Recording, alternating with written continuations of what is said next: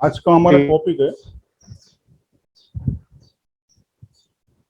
पहला हमारा टॉपिक होगा इंट्रोडक्शन टू कुंडली। कुंडली के बारे में हम जानेंगे, कुंडली कैसे बनाई जाती है, कुंडली में किस तरह से हमें 12 भाव मिलते हैं और कुंडली में क्या क्या होता है। कुछ लोग नए हैं जो एस्ट्रोलॉजी के बारे में कुछ नहीं जानते हैं, जिन्हें पता नहीं है कि कुंडली किस तरह से बनती है, कुंडली क्या है।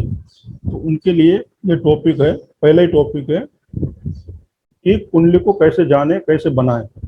दूसरा टॉपिक है हाउसेस, यानी 12 भाव जो होते हैं कुंडली में, फिर 12 राशियां, प्लैनेट्स और नक्षत्र, उसके बारे में हम शॉर्ट में जानेंगे। फिर राशियां, साइंस एंड देयर एलिमेंट्स, यानी राशियां और उसके तत्व, वो हम जानेंगे।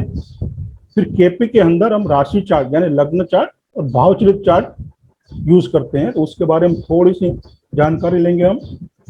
फिर हाउस ग्रुपिंग है, दशा सिस्टम है, सिग्निफिकेटर्स है वो किस तरह से लिए जाते हैं वो हम देखेंगे। सिग्निफिकेटर्स ऑफ राहु एंड केतु, उसको किस तरह से लिया जाता है वो हम देखेंगे। फिर how to create chart, KP chart on software, कोई भी सॉफ्टवेयर हो उसमें आपको चार्ट बनाने के लिए किस चीज की जरूरत होती है और वो किस तरह से बनाएंगे हम, वो हम शॉर्ट में देखेंगे। फिर टेनेंटेड अनटेनेंटेड प्लैनेट्स, फिर इंडिपेंडेंट हाउस, बहुत ही इंपॉर्टेंट महत्वपूर्ण ये विषय है केपी के अंदर। फिर फॉर्चूना पॉइंट देखेंगे हम, और रूलिंग प्लानेट देखेंगे, और साइनिंग प्रॉमिस यानी डीबीए, दशा भुक्ति अंतरा के बारे में हम बात करेंगे। मेरी आवाज आ रही है आप सब तक? आ रही है सर। आ रही है सर, आती है। हाँ, अभी हम बात करेंगे केपी के बारे में। केपी क्यों करना चाहिए, केपी इतना इजी क्यों है। आप देखेंगे ना कि जो बाकी एस्ट्रोलॉजी है, वैदिक है, पराशरी है, तो उसमें कोई भी घटना को आपको बताना है, एनालिसिस करना है, तो काफी सालों की मेहनत लगती है वहां, तब जाके आप किसी घटना का एनालिसिस कर पाओगे। वो भी पूरी तरह नहीं हो पाएगी और सब लोग नहीं कर पाते हैं, क्योंकि उसके अंदर काफी चार्ट देखना होता है। लग्न चार्ट है, फिर चंद्र है, फिर सूर्य है, फिर काफी चार्ट आते हैं D1 D2 इस तरह से, और काफी एनालिसिस होती है वहां। मगर केपी में क्या है, कुछ स्टेप से आप ये जान पाओगे कि ये घटना मेरे जीवन में या आपके पास जो जो चार्ट लेके आया है उसके जीवन में घटेगी या नहीं घटेगी, तो कब घटेगी, कब होगी। बस कुछ स्टेप को आपको फॉलो करना है। जैसे कि ये एक डेमो क्लास आप खत्म करोगे, आपको पता चल जाएगा, कार्ड आप चार्ट देखना सीख जाओगे, इतना बता पाओगे कि ये घटना इसके जीवन में घटेगी या नहीं, मैं फॉरेन जाऊंगा या नहीं, मेरी शादी कब होगी, या किसी के भी आपके पास कोई प्रश्न लेके आया है कि भाई मेरी शादी कब होगी, तो आप उसको देख के बता सकते हो कि आपकी शादी ये साल में, ये महीने में, ये दिन में होगी, उतना आप बता सकते हो इजीली। तो इतना, इसके लिए केपी के बारे में बहुत ही शॉर्ट में हम बात करेंगे। उनके जो रूल्स है, उसके जो स्टेप है, वो सब हम बात करेंगे यहाँ पे। तो पहला पॉइंट हमारा जो है वो है कुंडली। कुंडली को किस तरह से बनाना है, कुछ लोग नए हैं तो कुंडली को हम किस तरह से बनाएंगे वो मैं आपको बताता हूं। पहले हम इसको स्क्वायर बना लेंगे या रेक्टेंगल बनाएंगे, ये इस तरह से।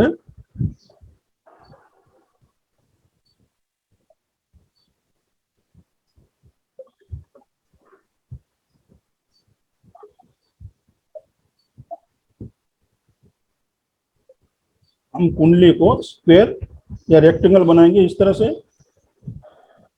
या आप स्क्वायर भी बना सकते हो या रेक्टेंगल भी बना सकते हो। इस तरह से ड्रॉ करके, ये देखिए इस तरह से, ये हमने यहाँ ये स्क्वायर बना लिया। फिर चारों कोनों को उसे जोड़ देना है, ये इस तरह से, ये लाइन को हमने जोड़ दिया और यहाँ से हमने इसे जोड़ दिया, और ये लाइन है उसके सेंटर को ये वाले सेंटर से हमें मिलाना है, इधर वाली लाइन के सेंटर को मिलाना है, और फिर नीचे वाली लाइन के सेंटर को हमें मिलाना है। फिर यहाँ से बाजू वाली जो लाइन है उसके सेंटर पे मिलाना है, और फिर ऊपर वाले पे। तो इस तरह से ये कुंडली बन गई और हमें ये 12 भाव यानी 12 खाने मिल गए। ये जो 12 जो है ये 12 खाने हमें इस तरह से मिल गए, 1 2 3 4 5 6 7 8 9 10 11 और 12, ये 12 खाने हमें मिल गए। ये मैंने अभी नंबर लिखे हैं ना, वो सिर्फ खाने समझने के लिए है आपको। ये 12 खाने हमें मिल गए। इसे भाव भी कहते हैं, केपी में हम इसे कस भी कहेंगे, उसे हाउसेस भी कहा जाता है, घर भी कहा जाता है। और ये हमेशा फिक्स होते हैं, चाहे आप वैदिक कीजिए, केपी कीजिए, पराशरी कीजिए, जैमिनी कीजिए, उसमें ये जो भाव है, फर्स्ट भाव, सेकंड भाव, तीसरा भाव, या आप उसे हाउसेस भी कहते हैं, first house, second house, third house, ये हमेशा फिक्स रहते हैं, ये बदलते नहीं हैं। और ये हमेशा एंटी क्लॉकवाइज ऐसा गिना जाता है, ये एक यहाँ है तो 2 यहाँ आएगा, 3 यहाँ आएगा, ये एंटी क्लॉकवाइज इसको देखा जाएगा। और इसे डायमंड कुंडली भी कहते हैं, क्योंकि इसका शेप जो है ये डायमंड शेप है, तो इसे डायमंड कुंडली भी कहते हैं। और नॉर्थ इंडिया में यही कुंडली प्रचलित है, बराबर है। तो ये हो गए 12 भाव। उसके बाद हमारे पास आती हैं ये राशियां हैं, 12 राशियां हैं हमारे पास। ये देखिए, मेष, वृषभ, 3 मिथुन, 4 कर्क, 5 सिंह, 6 कन्या, 7 तुला, 8वीं राशि वृश्चिक, 9वीं राशि धनु, 10वीं राशि मकर, 11वीं राशि कुंभ, 12वीं राशि मीन। इस तरह से हमारे पास ये 12 राशियां हैं और इसको इसी क्रम में आपको याद करनी है। 1 नंबर पे मेष है तो मेष ही आएगी, 2 नंबर पे वृषभ है, 3 नंबर पे मिथुन है। तो ये हमारे पास चार्ट है, राशि चार्ट, जिसे हम लग्न चार्ट भी कहते हैं। तो चार्ट के अंदर ये जो नंबर जो होते हैं वो राशियों के नंबर होते हैं। राशियों के नाम कभी लिखे नहीं जाते हैं कुंडली में, चाहे कोई भी ब्रांचेस हो ज्योतिष की, उसमें कुंडली जो होगी उसमें आपने देखा होगा कि ये जो नंबर दिए हुए हैं वो राशियों के नंबर होते हैं और उसे एंटी क्लॉकवाइज ही देखा जाता है। मान लो कि यहाँ 1 नंबर लिखा है तो हम क्या समझेंगे, 1 नंबर मेष राशि, तो बंद करें। तो हमें यहाँ मेष राशि इसे समझना है। और फर्स्ट हाउस को, पहले हाउस को हम लग्न भी कहते हैं, एसेंडेंट भी कहते हैं। तो यहाँ पहली राशि है तो हम क्या बोलेंगे इसे, यहाँ मेष राशि है तो 1 के बाद फिर 2 इधर आएगी, वृषभ इधर, तीसरी मिथुन, चौथी कर्क, इस तरह से आएगी। अभी मान लो यहाँ 3 है यानी कि तीसरी राशि है, मिथुन राशि है, तो यहाँ क्या आएगा, 4 नंबर कर्क राशि, यहाँ 5, यहाँ 5 नंबर आएगा, फिर यहाँ 6 नंबर। इस तरह से ये राशियां आती आएगी, 1 भाव में 1 राशि आएगी। मान लो यहाँ 3 नंबर है तो हम कहेंगे ये जो कुंडली है वो मिथुन लग्न की कुंडली है। समझ में आया राशियां के बारे में। और ये हमारे पास 9 प्लैनेट है, सूर्य, चंद्र, मंगल, बुध, गुरु, शुक्र, शनि, राहु और केतु। ये 9 प्लैनेट इसी 12 भाव में कहीं ना कहीं बैठे हैं। कोई घर में कोई भाव में 1 प्लैनेट है, किसी में 2 है, कोई खाली है, किसी में 4 है। इस तरह से इस चार्ट के अंदर ये भाव, ये प्लैनेट बैठे हुए हैं। यानी एक कुंडली के अंदर हमें 12 भाव जो हमेशा फिक्स रहते हैं, 12 राशियां और प्लैनेट्स, 9 प्लैनेट्स हमें यहाँ मिले, बराबर। तो कुंडली के बारे में आपको समझ में आया कि कुंडली किस तरह से बनानी है और कुंडली में भाव, राशि और प्लैनेट किस तरह से होते हैं, बराबर। अब हम आगे चलते हैं हाउसेस के ऊपर। यानी 12 जो भाव है, हर भाव का अपना अपना एट्रीब्यूट है, उसका अपना अपना स्वभाव है। वो हमारी पूरी जिंदगी जो है इन 12 भावों से घिरी रहती है। हमें जो मिलेगा लाइफ में ये 12 भावों से ही मिलेगा। ये 1 2 3 4 5 6 7 8 9 10 11 ये 12, ये हमने यहाँ एग्जाम्पल के तौर पे ये नंबर लिखे हुए हैं ताकि हमको समझ में आए। ये 12वां भाव है, 12वां घर है। तो पहले भाव से हमें क्या मिलेगा या तो हम क्या देख सकते हैं, तो पहले भाव से हम अपने बारे में, खुद के बारे में, अपनी फिजिक्स बॉडी के बारे में हम देख सकते हैं, हेल्थ के बारे में हम जान सकते हैं। दूसरे भाव से हमारी फैमिली है, वेल्थ है, यानी सेविंग जो है, मेहनत से हमने मेहनत से कमाई हुई धन दौलत इसी भाव से देखी जाती है। तीसरा भाव है कम्युनिकेशन का, शॉर्ट ट्रैवल का, छोटे भाई बहन यंगर सिबलिंग्स का है, पड़ोसियों का भी है। उसी तरह चौथा भाव है मदर का, या माता का घर भी कहा गया है। प्राइमरी एजुकेशन, प्रॉपर्टी, व्हीकल, यदि हमें कोई प्रश्न पूछना है और जानना है इसके बारे में तो चौथा भाव हम देखेंगे, प्रॉपर्टी, व्हीकल, एजुकेशन के बारे में जानना है तो। उसी तरह पांचवा भाव है प्रेगनेंसी का है, चाइल्ड का है, एंटरटेनमेंट का है। छठा भाव है डिजीज, डेब्ट यानी कर्जा, एनिमी दुश्मन, ये सब हम इस भाव से देखेंगे। सातवें भाव से मैरिज है, स्पाउस, पार्टनर है, डेली हमारी इनकम है, ये हम इस भाव से देखेंगे। आठवां भाव है एक्सीडेंट का, क्रोनिक डिजीज, सडन गेन और लॉस, अचानक लाभ और नुकसान, इसी भाव से हम देखेंगे। नौवां भाव है लक, रिलीजियंस और फादर का। हमारा फादर से लगाव कैसा होगा, बंदा धार्मिक है नहीं है, ये इस बात से पता चलेगा। और हायर एजुकेशन भी इसी भाव से देखा जाता है। भाव नंबर 10 प्रोफेशन, स्टेटस, मान सम्मान, इसी भाव से हम देखते हैं। 11 नंबर है गेन का, प्राप्ति का और हमारी डिजायर का है। 12वां भाव है फॉरेन एक्सपेंडिशन जो है, हॉस्पिटल का है, जेल भी यहीं से आती है, फॉरेन ट्रैवल भी यहीं से आता है। तो इस तरह से 12 भाव से हमें क्या क्या मिलेगा ये आपको याद रखना है। तो ये 12 भाव हमारे जिंदगी के सारे के सारे पहलू इसमें आ जाते हैं 12 भाव में। अब हम आगे बढ़ेंगे राशियां की ओर। हमारे पास जो 12 राशियां हैं, ये देखिए, एरीज यानी मेष राशि, दूसरी नंबर की राशि है वृषभ, टोरस, जेमिनी, मिथुन, चौथे नंबर की राशि है कैंसर यानी कर्क, लियो यानी सिंह, छठी राशि है वर्गो यानी कन्या, सातवीं राशि है लिब्रा, तुला, आठवीं राशि है स्कॉर्पियो यानी वृश्चिक, नौवीं राशि है सेजिटेरियस यानी धनु, 10वीं राशि है कैप्रिकॉन यानी मकर, 11वीं राशि है एक्वेरियस यानी कुंभ, 12वीं राशि है पाइसेस यानी मीन। ये हमारे पास 12 राशियां हैं, इसको इसी सीक्वेंस में आपको याद करनी है। नंबर 1, 2, 3 इसी तरह से हमें इसे याद करना है। और प्लैनेट जो है, हमें ये प्लैनेट है, हमारे पास 9 प्लैनेट है। 1 केतु, 2 विनस यानी शुक्र, 3 सूर्य, 4 मून यानी चंद्र, 5 मार्स यानी मंगल, 6 राहु, 7 जुपिटर यानी गुरु, 8 सैटर्न यानी शनि, 9 मर्क्यूरी यानी बुध। ये जो प्लैनेट है विषुवंतरी दशा में इसी क्रम में आएंगी, इसी क्रम में दशाएं होती हैं, इसलिए आपको इसी क्रम में इसको याद करना है।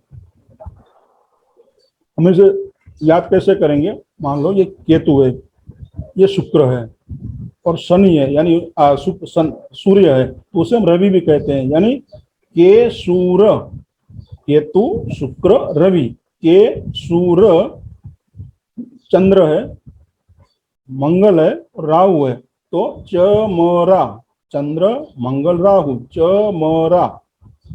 फिर जुपिटर यानी गुरु, शनि, तो भू स बु, बुध है।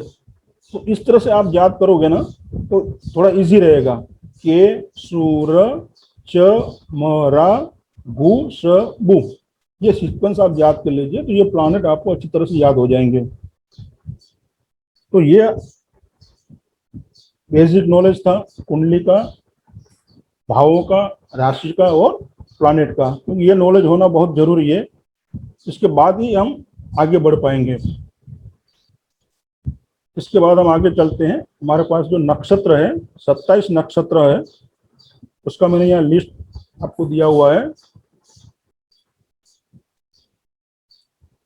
ये नक्षत्र के नंबर है, ये नक्षत्र का नाम है। पहले नंबर का नक्षत्र है, ये भी इसी लाइन में इसी क्रम में आएंगे। 1 नंबर पे अश्विनी, 2 नंबर पे भरणी, 3 नंबर पे कृतिका, 4 नंबर पे रोहिणी, 5 पे मृगशिरा, 6 नंबर का आद्रा, 7 नंबर पे पुनर्वसु, 8 पे पुष्य, 9वां नक्षत्र है अश्लेषा, 10वां नक्षत्र है मगा, 11वां नक्षत्र है पूर्व फाल्गुनी, 12वां उत्तर फाल्गुनी, 13वां है हत्स, 14 है चित्रा, 15 है स्वाति, 16 है विशाखा, 17 है अनुराधा, 18 है ज्येष्ठा, 19वां है मूल, 20वां है पूर्व साढ़ा, 21वां है उत्तर साढ़ा, 22वां है श्रवण,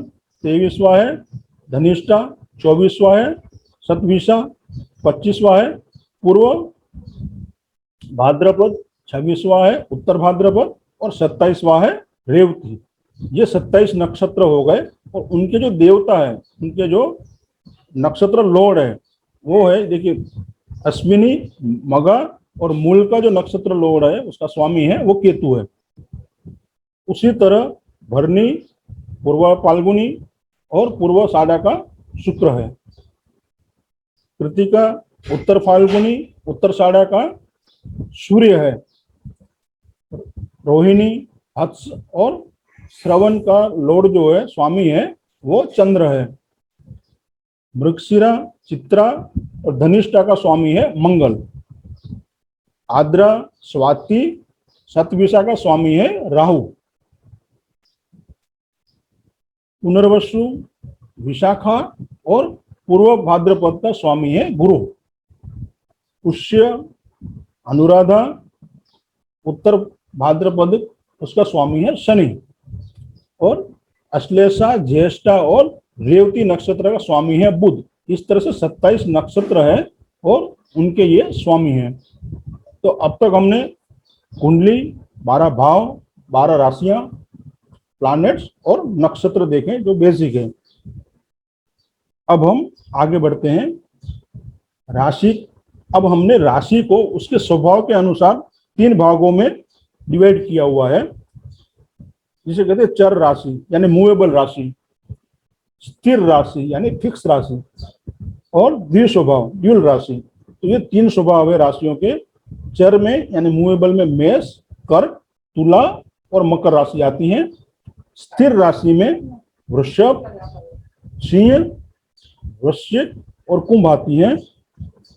द्विस्वभाव में मिथुन, कन्या, धनु और मीन आती हैं। तो ये उनके स्वभाव के अनुसार हमने उन्हें 3 भाग में डिवाइड किए हुए हैं। अभी राशि स्वभाव के अनुसार 3 भाव है, 3 प्रकार है उनके, और उनके अपने तत्व है। तत्व के अनुसार हमने उन्हें 4 भाग में डिवाइड किए हुए हैं। तो 4 तत्व कौन से राशि के? एक तो अग्नि तत्व यानी फायरी, पृथ्वी तत्व अर्थी, वायु तत्व एरी, जल तत्व यानी वाटरी साइन। तो ये 4 एलिमेंट्स है उसके। अग्नि तत्व में कौन सी राशि आती है? मेष, सिंह और धनु। पृथ्वी तत्व में वृषभ, कन्या और मकर। वायु तत्व में मिथुन, तुला और कुंभ। जल तत्व में कर्क राशि, वृश्चिक राशि और मीन राशि। ये राशियां अपने तत्व के हिसाब से हमें रिजल्ट देती हैं। तो इसे समझना बहुत जरूरी है। राशि का स्वभाव के हिसाब से हमें उसका फल भी मिलता है। अब हम आगे देखते हैं। और राशि को हमने दो भाग में डिवाइड किया है। एक बेरन साइन यानी बंजर राशि होती है एक, जिससे कोई फायदा नहीं होता है, और दूसरी है फ्रूटफुल राशि जिससे हमें फायदा होता है। तो बेरन राशि यानी बंजर ऐसी भूमि है, ऐसी राशि है जिससे कितने भी अच्छा बीज आप डाल दो उससे आपको कोई रिजल्ट नहीं मिलने वाला है। तो बेरन साइन कौन सी है? एरीज, जेमिनी, लियो और वर्गो। उसमें भी सबसे हाईली बेरन साइन कौन सी है? जेमिनी और लियो। और फ्रूटफुल में साइन कौन सी है? Cancer, Scorpio and Pisces. यानी 4, 8, 12 उसके नंबर है, ये फ्रूटफुल राशियां हैं। तो इसका ज्यादातर उपयोग कहाँ होता है? मैरिज मैरिज में, और चाइल्ड बर्थ भी जब हम वो एनालिसिस करते हैं, इन राशियों का उपयोग वहां पे ज्यादा होता है। तो वो कौन सी राशि उस भाव में है वो देखी जाएगी, वो हमें फल देगी नहीं देगी वो उसी से पता चलेगा। अब यहाँ एक नोट है, जैसे कि ड्यूल साइन में कोई ग्रह है, कोई राशि है, तो ड्यूल साइन में है तो या वो फिक्स की तरफ जाएगी, या वो ड्यूल कभी फिक्स में तो कभी मूवेबल में जाएगी। तो वो कैसे जाएगी ये हमें देखना है। मैं एग्जांपल आपको देता हूं। मान लो आपका लग्न लॉर्ड ड्यूल साइन में बैठा हुआ है और उसकी डिग्री है 16, तो हम क्या कहेंगे कि लग्न लॉर्ड जो आपका है वो बिहेव कैसे करेगा, वो मूवेबल साइन की ओर, क्योंकि 15 डिग्री से ऊपर है, 15 डिग्री से नीचे है मूवेबल उसमें ड्यूल साइन में, तो वो फिक्स राशि की तरह बिहेव करेगी, और 15 से ऊपर है तो वो मूवेबल में, मूवेबल राशि की तरह उसका बिहेवियर होगा। मान लो ये डिग्री हमारी 16 है, तो वो आपका जो लग्न लॉर्ड है वो मूवेबल साइन की तरह बिहेव करेगा। मान लो वो 16 न होके 13 डिग्री होती तो वो फिक्स साइन की तरह बिहेव करता। तो ये एक समझना जरूरी है ड्यूल साइन के बारे में कि कौन से भाव का, कौन से राशि की तरफ वो, या कौन से स्वभाव की तरफ जाएगी। वो ड्यूल साइन है उसका अपना तो कुछ नेचर नहीं होता है, कभी मूवेबल, कभी फिक्स, कभी इधर कभी उधर। तो 15 डिग्री से ऊपर है तो वो मूवेबल की तरफ बिहेव करेगी, 15 डिग्री से नीचे है तो वो फिक्स साइन की तरफ अपना रिजल्ट देगी। समझ में आया आप सबको? मेरी आवाज आ रही है आप सब तक? हेलो, आप सब तक आ रही है सर। ओके? आ रही है सर। आ रही है सर आवाज। अब हम चलते हैं राशि चार्ट और भावचलित चार्ट की ओर। केपी में हम 2 चार्ट यूज करते हैं, एक लग्न चार्ट यानी राशि चार्ट और भावचलित चार्ट उपयोग करते हैं। अभी दोनों में फर्क क्या है? कई बार आपने देखा होगा कि कोई प्लैनेट लग्न चार्ट में यानी राशि चार्ट में 9वें भाव में है और भावचलित में वो 8वें भाव में दिख रहा है। तो ये कैसे होता है? ये हाउस शिफ्टिंग क्यों होती है, इसका रीजन क्या है? आपने देखा होगा ना कि ऐसा होता है कि कई प्लैनेट राशि चार्ट में एक ग्रह दिखा रहा है और भावचलित में दूसरा ग्रह दिखा रहा है। ऐसा देखा है आपने?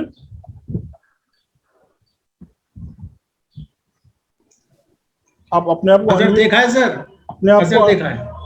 हाँ सर, ऐसा होता है। अपने आप को अनम्यूट करके भी आप आंसर दे सकते हो। सिर्फ ध्यान उतना रखो कि डिस्टर्बेंस पीछे से ना आता रहे, ताकि दूसरों को डिस्टर्ब ना हो, बस ध्यान उतना से रखिएगा, ठीक है? तो इसका रीजन क्या है? इसका रीजन है अर्थ रोटेशन। अर्थ का जो रोटेशन होता है सूर्य के चारों ओर, वो है। तो यहाँ देखिए ये जो है ये गोलाकार रोटेशन है, ये गोलाकार है। तो गोलाकार से क्या है, ये 0 डिग्री से 360 डिग्री ये है। तो गोलाकार में यदि हम इक्वल पार्ट करते हैं इसके 12, तो 30-30 डिग्री के इक्वल पार्ट आएंगे गोलाकार में। ये सम प्रमाण होगा, एक समान का पार्ट होगा हर भाव, यानी हर टुकड़ा जो है वो इसका सम प्रमाण होगा गोलाकार में। मगर क्या ये अंडाकार है? दूसरा एक्चुअल सिचुएशन क्या है, ये अंडाकार है। सूर्य के आसपास पृथ्वी जो है इसी शेप में, इसी लय में घूमती है। सारे प्लैनेट इसी अंडाकार में घूमते हैं। तो क्या इसमें सब पार्ट इक्वल हो सकते हैं? तो यदि गोलाकार को 12 भागों में हमने डिवीजन किए तो वो एक समान बनेंगे, और अंडाकार को जब हम 12 भागों में डिवीजन करेंगे तो वो एक समान नहीं बनेंगे। यही डिफरेंस है गोल आकार और अंडाकार रोटेशन का। यहीं पर भावचलित कुंडली का उपयोग होता है, और भावचलित कुंडली का जन्म ही यहीं से होता है। इसी चार्ट से प्लैनेट की सही पोजीशन पता चलती है। और भावचलित चार्ट जो है वो प्लेसिडेक्स हाउस सिस्टम से बना हुआ है। आप नेट पे आके सर्च भी कर सकते हो, तो वहां आपको डिटेल में पूरी जानकारी मिल जाएगी कि ये प्लेसिडेक्स हाउस डिवीजन सिस्टम क्या है, ठीक है, उसके बारे में हम ज़्यादा डिटेल में बात नहीं करेंगे।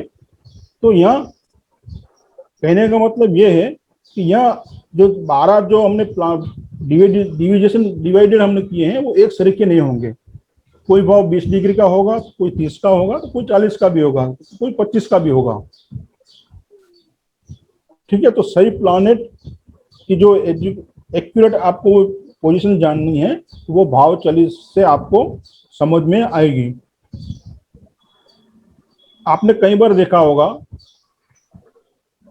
कि लग्न कुंडली में कोई प्लानेट जो है चौथे भाव में बैठा है और भाव चलित वही 5वें भाव में बैठा है, तो उसके पीछे का रीजन क्या है? आपने केपी चार्ट में देखा होगा, कई बार केपी चार्ट में कुछ राशियां नहीं होती है, होता है ऐसा, कुछ कुछ राशियां नहीं होती हैं, बराबर। तो इसका रीजन क्या है, क्या कारण है? तो इसका अभी हमने देखा कि अंडाकार में जो 12 डिवीजन हमने किए हैं वो एक समान नहीं है। कोई डिवीजन छोटा है तो कोई डिवीजन बड़ा है, कोई डिवीजन 25 डिग्री का है तो कोई डिवीजन 40 डिग्री का है। मान लो कि मैं एक एग्जांपल आपको दे रहा हूं, मान लो आपकी कुंडली में आपका चौथा भाव जो है 4th हाउस, वो जहां से शुरू हो रहा है उस पॉइंट पे मान लो मेष राशि है। चौथा भाव जहां से शुरू हो रहा है वहां मेष राशि है, यानी चौथे भाव में मेष राशि है और मेष राशि की डिग्री है 23। अब बचे हुए 3 डिग्री जो है इस घर में आएंगे, यानी 4th हाउस में आएंगे। 4th हाउस जहां शुरू होता है वह मेष राशि है और मेष राशि की डिग्री है 27। तो 3 डिग्री जो बची है वो 4th हाउस में आ गई। उसके बाद की राशि कौन सी है? वृषभ राशि। तो वृषभ राशि की डिग्री कितनी है? हर राशि 30 डिग्री की होती है, तो वृषभ राशि की डिग्री हो गई 30। और मान लो 4th हाउस की डिग्री है 38 डिग्री, हम ये मान के चलते हैं, क्योंकि हर एक जो अंडाकार में हर भाव एक समान नहीं होता है, कोई 25 डिग्री का हो, कोई 40 का है। हम ये मान के चलते हैं कि 4th हाउस जो है हमारा यहाँ पे 38 डिग्री का है। तो मेष राशि की 3 डिग्री उसमें आ गई, वृश्चिक की 30 डिग्री आ गई, यानी टोटल कितनी हो गई? 33 डिग्री। तो अब 4th हाउस में 5 डिग्री की जगह बच गई, तो वो जगह जो है वो बची हुई जगह 5 डिग्री की नेक्स्ट राशि जो है मिथुन राशि उसकी आएगी। तो अब हम 5th हाउस में मिथुन राशि, जो 5th हाउस है मिथुन राशि से शुरू होगा, क्योंकि तो उसकी 5 डिग्री 4th में आ गई, बाकी 25 डिग्री है वो 5th में चली गई। तो वृषभ राशि, तो आप यहाँ देखोगे कि 4th हाउस जो है वो मेष राशि से शुरू हुआ और मिथुन में खत्म हुआ, तो बीच की राशि जो है आपको दिखाई नहीं देगी। समझ में आया आपको? आपको समझ में आया या और एक बार समझाऊं? सर फिर से एक बार बताइए ना। हाँ जी, मान लो ये तो समझ में आ गया कि अंडाकार जो रोटेशन है हाँ। इक्वली पार्ट नहीं होंगे वो। हाँ, कोई पार्ट 20 डिग्री का है, कोई 30 का है, कोई 40 डिग्री का है, बराबर। हम ये मान के चलते हैं कि हमारे पास एग्जाम्पल के तौर पर 4th हाउस हम लेते हैं और हमारे पास 4th हाउस की डिग्री है टोटल 38, बराबर है। यस। अभी 4th हाउस जहां से शुरू होता है वहां मेष राशि पड़ती है, उसकी डिग्री है 27। तो एक राशि की टोटल डिग्री होती है 30। ठीक है, कितना समझ में आया? 3 बच गए। यस।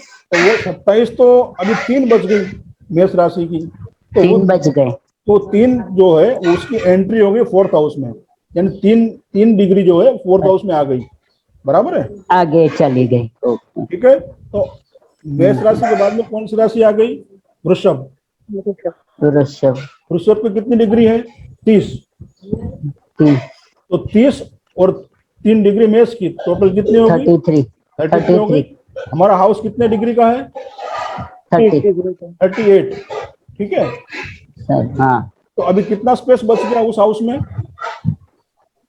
5 डिग्री का। 5 डिग्री कहां से आएगी? जो अगली राशि है मिथुन, तीसरे नंबर। वृश्चिक के बाद कौन सी आएगी? मिथुन आएगी। तो मिथुन की 5 डिग्री फिर इसमें आ गई, यानी टोटल 38 होगी। 3 मेष की 3 डिग्री 30 डिग्री वृषभ की और 5 डिग्री हो गई मिथुन की। जी। तो 3 + 30 + 5 38 हो गई। और मिथुन की बाकी बची हुई 5th हाउस में चली गई। समझ में आया? जी यानी मतलब मिथुन दिखेगा ही नहीं हमें। जी, मिथुन दिखेगा। मिथुन आपको 5th हाउस में चला गया और 4th हाउस के एंडिंग में भी आपको मिथुन आई। तो बीच की जो राशि है वृषभ राशि, हाँ हाँ। 4th हाउस जो है शुरू कहां से हुआ? मेष राशि से, नहीं से 3 डिग्री। तो हाँ। और खत्म कहाँ हुआ? कहां से फिर खत्म हुई? मिथुन से। तो बीच की राशि जो है वो आपको नहीं दिखेगी वहां। अच्छा, वृषभ नहीं दिखेगी। हाँ, समझ में आया? Okay okay. हाँ हाँ हाँ हाँ। ये वही गैप यहाँ, कंफ्यूजन था थोड़ा।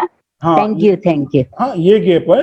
तो यही हमें समझना है। भावचलित चार्ट में क्या होता है, आपको डिग्री, एक्चुअल डिग्री पता चलती है कि आपका प्लैनेट किस डिग्री पे है, कौन से भाव में है।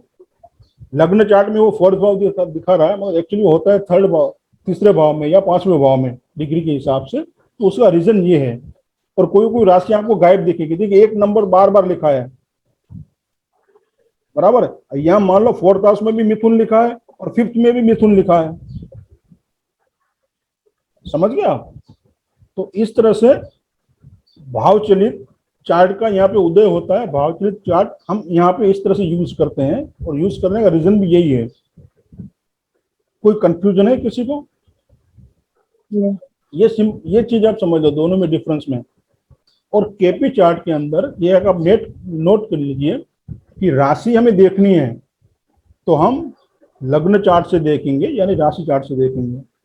और प्लैनेट की जो सिचुएशन देखनी है कि वो कौन से भाव में है, तो हम वो भावचलित कुंडली से देखेंगे। समझ में आया? ठीक है, यस सबको समझ में आया? यस। हाँ जी सर।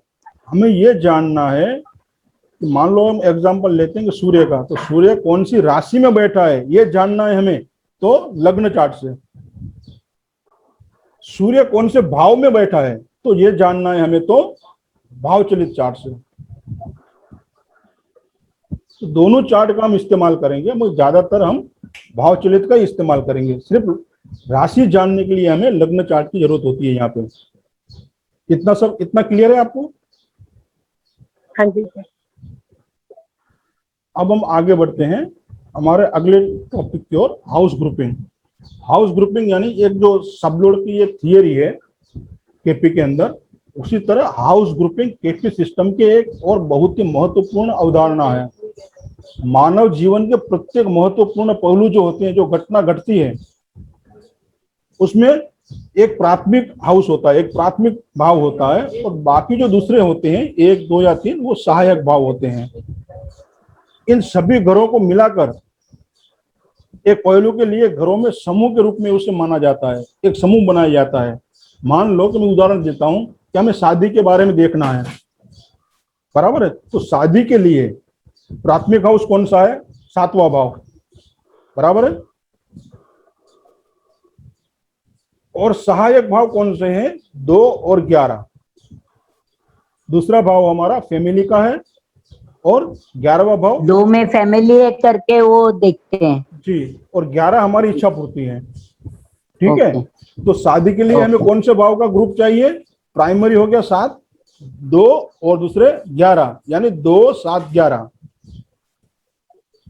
यह हाउस ग्रुपिंग हो गया, इसको हाउस ग्रुपिंग कहते हैं। 7 नंबर जो है 7वां भाव वो प्राइमरी है, और दूसरा भाव और 11 भाव है वो सपोर्टिंग है। इस तरह से ये ग्रुप हो गया, ये ग्रुपिंग हो गया। ठीक है। इसी तरह चाइल्ड बर्थ के लिए हम 5वें घर को देखेंगे। तो मेन हाउस कौन सा हो गया? Primary house. 5th house. Supporting house कौन से हो गए? 2 और 11। 2 और 11। ठीक है। तो 2, 2, 5, 11। 5, 11, इसको हम ग्रुपिंग कहते हैं केपी के अंदर। ठीक है, इतना समझ में आया? ठीक है। Yes. उसका मैं आपको एग्जांपल देता हूं। ये देखिए यहाँ पे, हाँ, ये जो है ना, जैसे लॉन्जिविटी हमें देखना है, तो उसका हाउस ग्रुपिंग कौन से हैं? 1, 8 और 3। ये पॉजिटिव है। ठीक है, समझ में आया? 1, 8 और 3 लॉन्जिविटी के लिए, हमारी आयु के लिए, ये हाउस ग्रुपिंग है आयु के लिए। उसी तरह हेल्थ के लिए हम देखेंगे तो 1 और 11, प्राइमरी कौन सा है 1, सपोर्टिंग में 11। उसी तरह डिजीज 1, 5 और 11, तो प्राइमरी हाउस कौन सा है 5 जो हीलिंग देता है, सपोर्टिंग 1 और 11।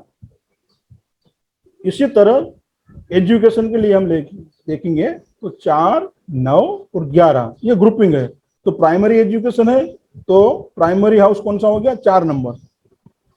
हायर एजुकेशन है तो प्राइमरी हाउस कौन सा हो गया 9 नंबर।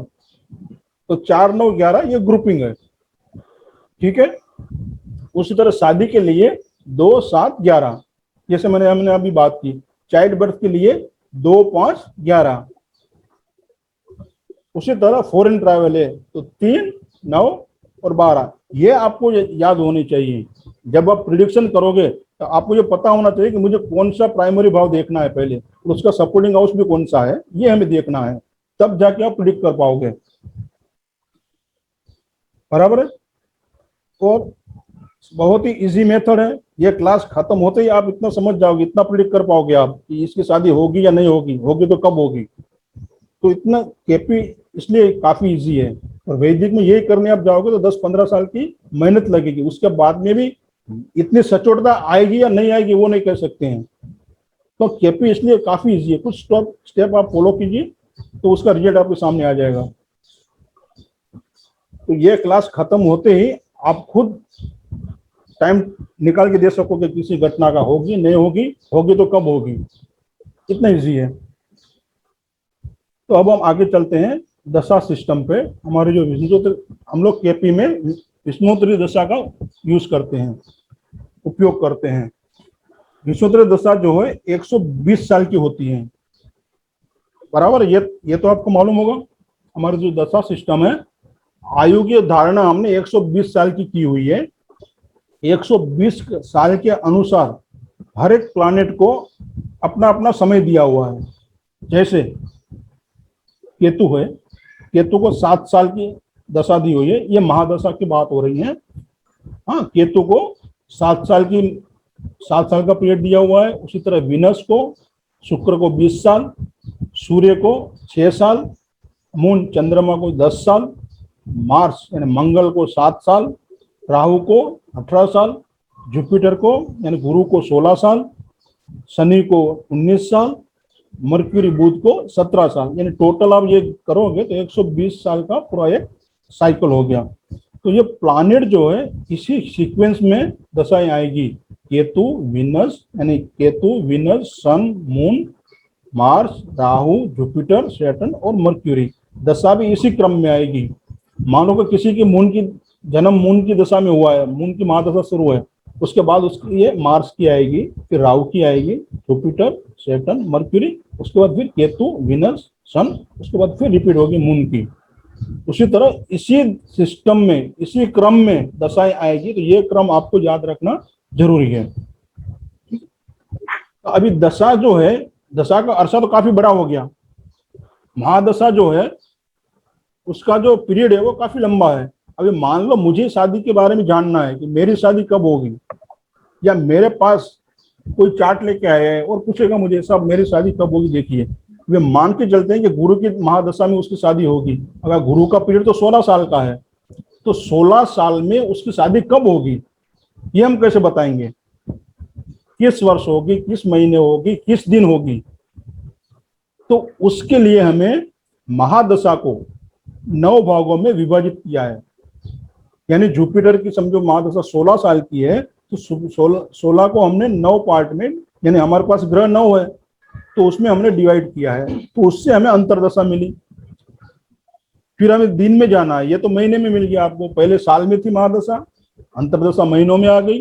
अभी हमें दिन जानना है कि कौन से दिन ये घटना घटेगी, तो फिर अंतरदशा को हमने 9 भाग में फिर विभाजित किया, तो हमें प्रत्यंतर दशा मिली। उससे भी डीप में जाना है हमें, 1 घंटे में, घंटों में जाना है, तो फिर उसके भी हमने 9 पार्ट किए, तो हमें प्रत्यंतर मिली। उसके बाद में फिर सूक्ष्म दशा, फिर प्राण दशा है, इसी तरह 9 डिवीजन किए। इस तरह हमें महादशा, अंतरदशा, प्रत्यंतर दशा, सूक्ष्म दशा और प्राण दशा हमें मिली है। तो मैं आपको एक एग्जांपल से समझाता हूं। मान लो केतु की महादशा है, ठीक है, उसका पीरियड होता है 7 साल का। अभी 7 साल में घटना कब घटेगी, उसके लिए हमें प्रत्यंतर दशा निकालनी है। तो जिस प्लैनेट की महादशा शुरू है उसकी अंतरदशा उसी से शुरू होगी।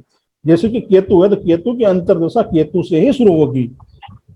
विनस की महादशा है तो विनस की अंतरदशा की शुरुआत विनस से ही होगी, फिर ये क्रम चलेगा इसी तरह, ठीक है। अभी मान लो केतु की महादशा 7 साल की है, तो उसके अंतरदशा में निकालनी है। तो उसका एक सिंपल सा रूल है, 7 यानी महादशा इंटू 7 यानी अंतरदशा, 7 इंटू 7 करना है, डिवाइडेड बाय 120 करना है। यानी 120 साल का पूरा सर्कल है उसको डिवाइड करना है। तो हमारे पास रिजल्ट आएगा 0.408। ये जीरो क्या है, साल है, ये महीने हैं। तो केतु की अंतरदशा कितने महीने की होगी, 4 महीनों की होगी। समझ में आया आपको?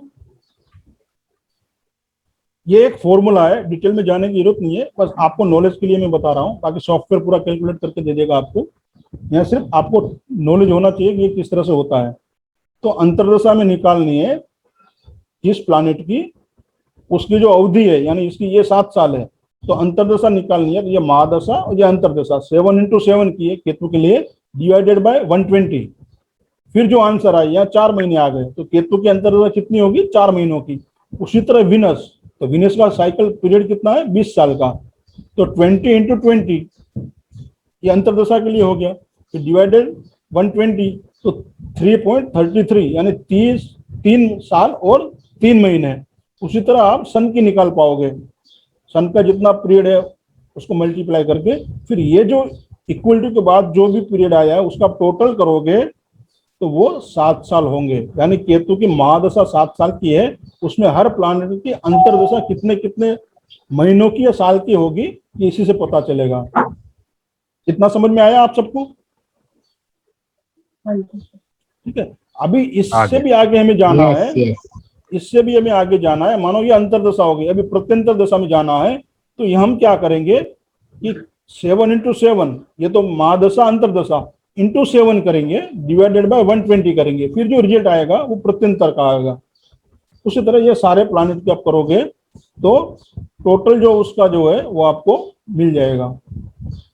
उसी तरह प्रत्यंतर हम यहाँ 3 ही लेंगे ज्यादातर, महादशा, अंतरदशा और प्रत्यंतर दशा। ज्यादा डीप में हम नहीं जाएंगे यहाँ, सूक्ष्म और प्राण में। वो जो मिनट में और सेकंड में जब गिनती करनी होती है तब हम उस लेवल पे जाते हैं, बराबर। मैंने आपको ये महादशा का ये जो है टेबल इसलिए बताया ताकि आपको टेक्निकली मालूम हो कि ये किस तरह से निकाले जाती हैं। कॉन्सेप्ट समझ में आया महादशा का, अंतरदशा का और प्रत्यंतर का, बराबर है। तो हम केपी में उसे क्या कहेंगे, डीबीए, दशा, भुक्ति, अंतरा। महादशा, अंतरदशा और प्रत्यंतर दशा केपी में डीबीए कहते हैं, दशा, भुक्ति, अंतरा। ठीक है। अब हम चलेंगे सिग्निफिकेटर्स की ओर। अभी हर एक ग्रह है, एक से अधिक ग्रहों को सिग्निफाई करता है, वो आपको मालूम है। और साथ ही एक ग्रह को एक से अधिक ग्रहों से भी जोड़ा जाता है, बराबर है। तो हम प्लैनेट को किस तरह से देखेंगे कि उसकी जो सिग्निफिकेटर्स किस तरह से हम निकालेंगे कि जो प्लैनेट है उसका हम स्टार लॉर्ड देखेंगे कि स्टार लॉर्ड कहाँ बैठा हुआ है। फिर प्लैनेट की ऑक्यूपेंसी यानी प्लैनेट खुद कहाँ बैठा हुआ है भाव चलित में, वो हम देखेंगे। और स्टार लॉर्ड ओनरशिप यानी स्टार लॉर्ड की जो राशियां हैं वो कौन से भाव को लेकर चल रही हैं वो हम देखेंगे। और प्लैनेट की ओनरशिप, प्लैनेट की जो राशियां हैं, ऊपर हमने थर्ड लेवल में क्या देखा, स्टार लॉर्ड की ओनरशिप यानी स्टार लॉर्ड जो है उसकी राशियां कौन से भाव में आती हैं वो भाव हम लेंगे। प्लैनेट की ओनरशिप है तो प्लैनेट कौन से भाव के लेकर चलता है वो हम देखेंगे। मैं हो सके तो आपको एक चार्ट पे दिखाने की कोशिश करता हूँ। एक मिनट, मैं आपको चार्ट में दिखाने की कोशिश करता हूँ।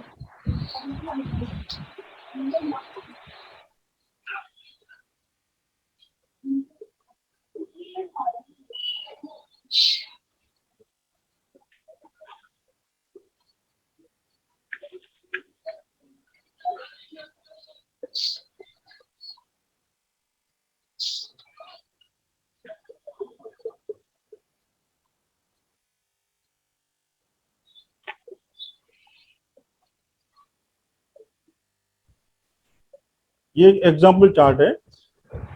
तो प्लानेट के सिग्निफिकेटर्स किस तरह से देखते हैं ये हम बात करेंगे। मान लो कि हमको सन के बारे में जानना है, सूर्य के बारे में, कि सूर्य कौन से भाव को लेकर चलता है, सूर्य के सिग्निफिकेटर्स कौन है और किस तरह से निकालेंगे हम। तो उसमें पहला स्टेप है, उसका जो स्टार लोड है वो कहाँ बैठा है वो हम देखेंगे। तो यानी यहाँ सूर्य का ये रूल्स है, 4 स्टेप में ये रूल्स है कि फर्स्ट क्या है कि जो प्लानेट की हम बात कर रहे हैं उसका जो नक्षत्र लोड है वो भाव चलित में कहाँ बैठा है वो हमें देखना है। तो यानी यहाँ ये सूर्य की बात कर रहे हैं, सूर्य का नक्षत्र लोड कौन है, वीनस है। तो वीनस भाव चलित में कौन से भाव में बैठे वो हम देखेंगे। तो वीनस 5th हाउस में बैठा है, ठीक है। तो हम सूर्य के आगे 5 लिखेंगे, यानी देखिए यहाँ 5 लिखा है पहले, ये देखिए हाउस सिग्निफिकेटर में सॉफ्टवेयर में बताया 5 नंबर दिख रहा है आपको, 5 ये। हेलो, हाँ दिख रहे हैं। आप जरा दिख रहा है सर, अपने आप को दिख रहा है सर। हाँ अनम्यूट कीजिए ताकि मुझे भी पता चले दिख कि रहा है आपको, सर, ठीक है। तो ये दिख रहा है सर। दिख रहा है ना, एक मिनट। तो जो वीनस है, वीनस 5वें भाव में बैठा है। तो यहाँ देखिए सॉफ्टवेयर ने दिखाया है, यहाँ दिख रहा है हाउस कौन सा है, ये 5वें भाव में बैठा है और यहाँ हाउस सिग्निफिकेटर्स लिखे हुए हैं, देखिए। तो 5वां लिखा है पहले, तो 5वां पहले इसलिए लिखा है कि सूर्य का जो नक्षत्र लोड है उसकी पोजीशन बताइए यहाँ पे। उसके बाद में दूसरा स्टेप आता है, प्लानेट की खुद की अपनी पोजीशन कहाँ है वो देखनी है, प्लानेट ऑक्यूपेंसी। यानी प्लानेट सूर्य है तो सूर्य भाव चलित में कहाँ बैठा है वो देखिए आप। तो सूर्य भाव चलित में 5वें घर में बैठा है, ठीक है। तो यहाँ लिखा हुआ है 5वां भाव, ठीक है। तो ये 5 उसने रिपीट नहीं किए हुए हैं, एक बार 5 आ गया ना ये शुक्र का, तो उसमें रिपीट नहीं किया है। तो यहाँ यूं आप देखोगे तो दूसरी बार भी 5 ही आएगा। सूर्य कहाँ बैठा है, 5वें भाव में। तीसरा स्टेप क्या है कि जो स्टार लोड है, स्टार लोड उसकी जो ओनरशिप है वहां पे होगी।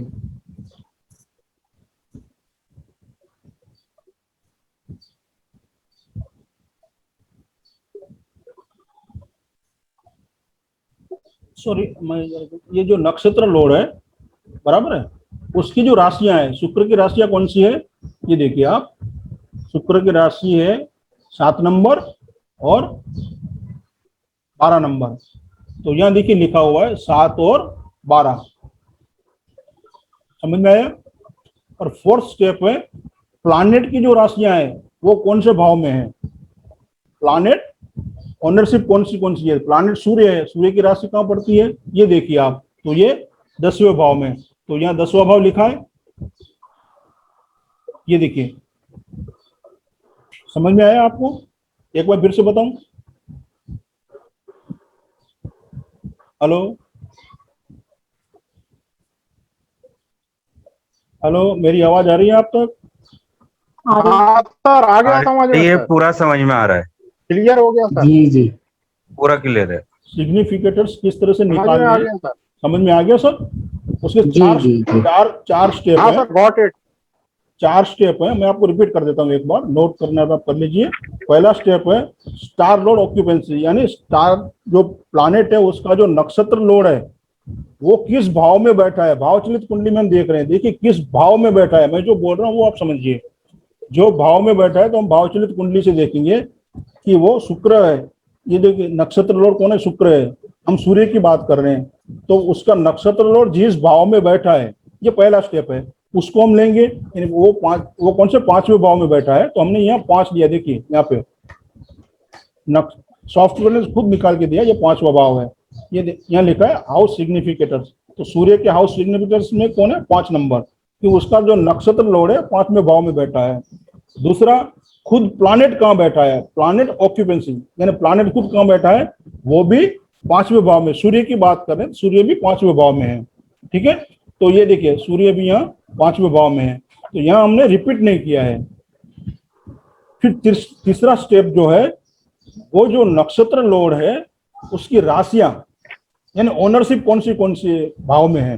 तो शुक्र की राशियां कौन सी है, एक तो 2 नंबर है और एक 7 नंबर है, वृषभ और पूरा 7 नंबर है, तो 7वां भाव और 12वां भाव। तो यहाँ देखिए ये 7 और ये 12 बराबर है, समझ में आए। उसी तरह चौथा स्टेप है प्लानेट खुद की ओनरशिप है, प्लानेट की ओनरशिप है, यानी प्लानेट की जो राशियां हैं वो कौन से भाव को लेकर चल रही है, भाव चलित में। तो यहाँ आप देखिए प्लानेट सूर्य है, सूर्य की राशि कौन सी है, सिंह राशि, तो वो कहाँ है, कौन सा घर दिखा रही है, हाउस 5वां 10वां घर। तो यहाँ देखिए ये 10वां भाव हो गया। तो इस तरह से सिग्निफिकेटर्स निकाले जाते हैं, कोई भी प्लानेट के आप देख लीजिए इस तरह से निकाले जाते हैं। मैंने आपको ये एग्जाम्पल के तौर पे बताया है, इस तरह से सिग्निफिकेटर्स निकाले जाते हैं। समझ में आया आप सबको, कोई कंफ्यूजन? ठीक है, ये तो मैंने सर शॉर्ट में बताया कि 2 घंटे में सब कुछ नहीं हो पाता है, इसलिए मैंने सिर्फ एक एग्जांपल आपको दिया है शॉर्टली, ताकि डीप में तो पूरा जो है एनालिसिस पूरी क्लास में होती है, एक एक चार्ट पे पूरा एक एक क्लास होता है इसके ऊपर, किस तरह से क्या करना है, कैसे करना है। ठीक है, राहु केतु को समझ में नहीं आते सर। हाँ जी, वो भी दिखाएंगे राहु केतु के किस तरह से। जी जी, ये हमारा अगला टॉपिक है, राहु केतु का विचार। ठीक है, तो यही कंफ्यूजन है, सारी कंफ्यूजन यहीं पर होती है। राहु केतु की स्टोरी पता है आपको?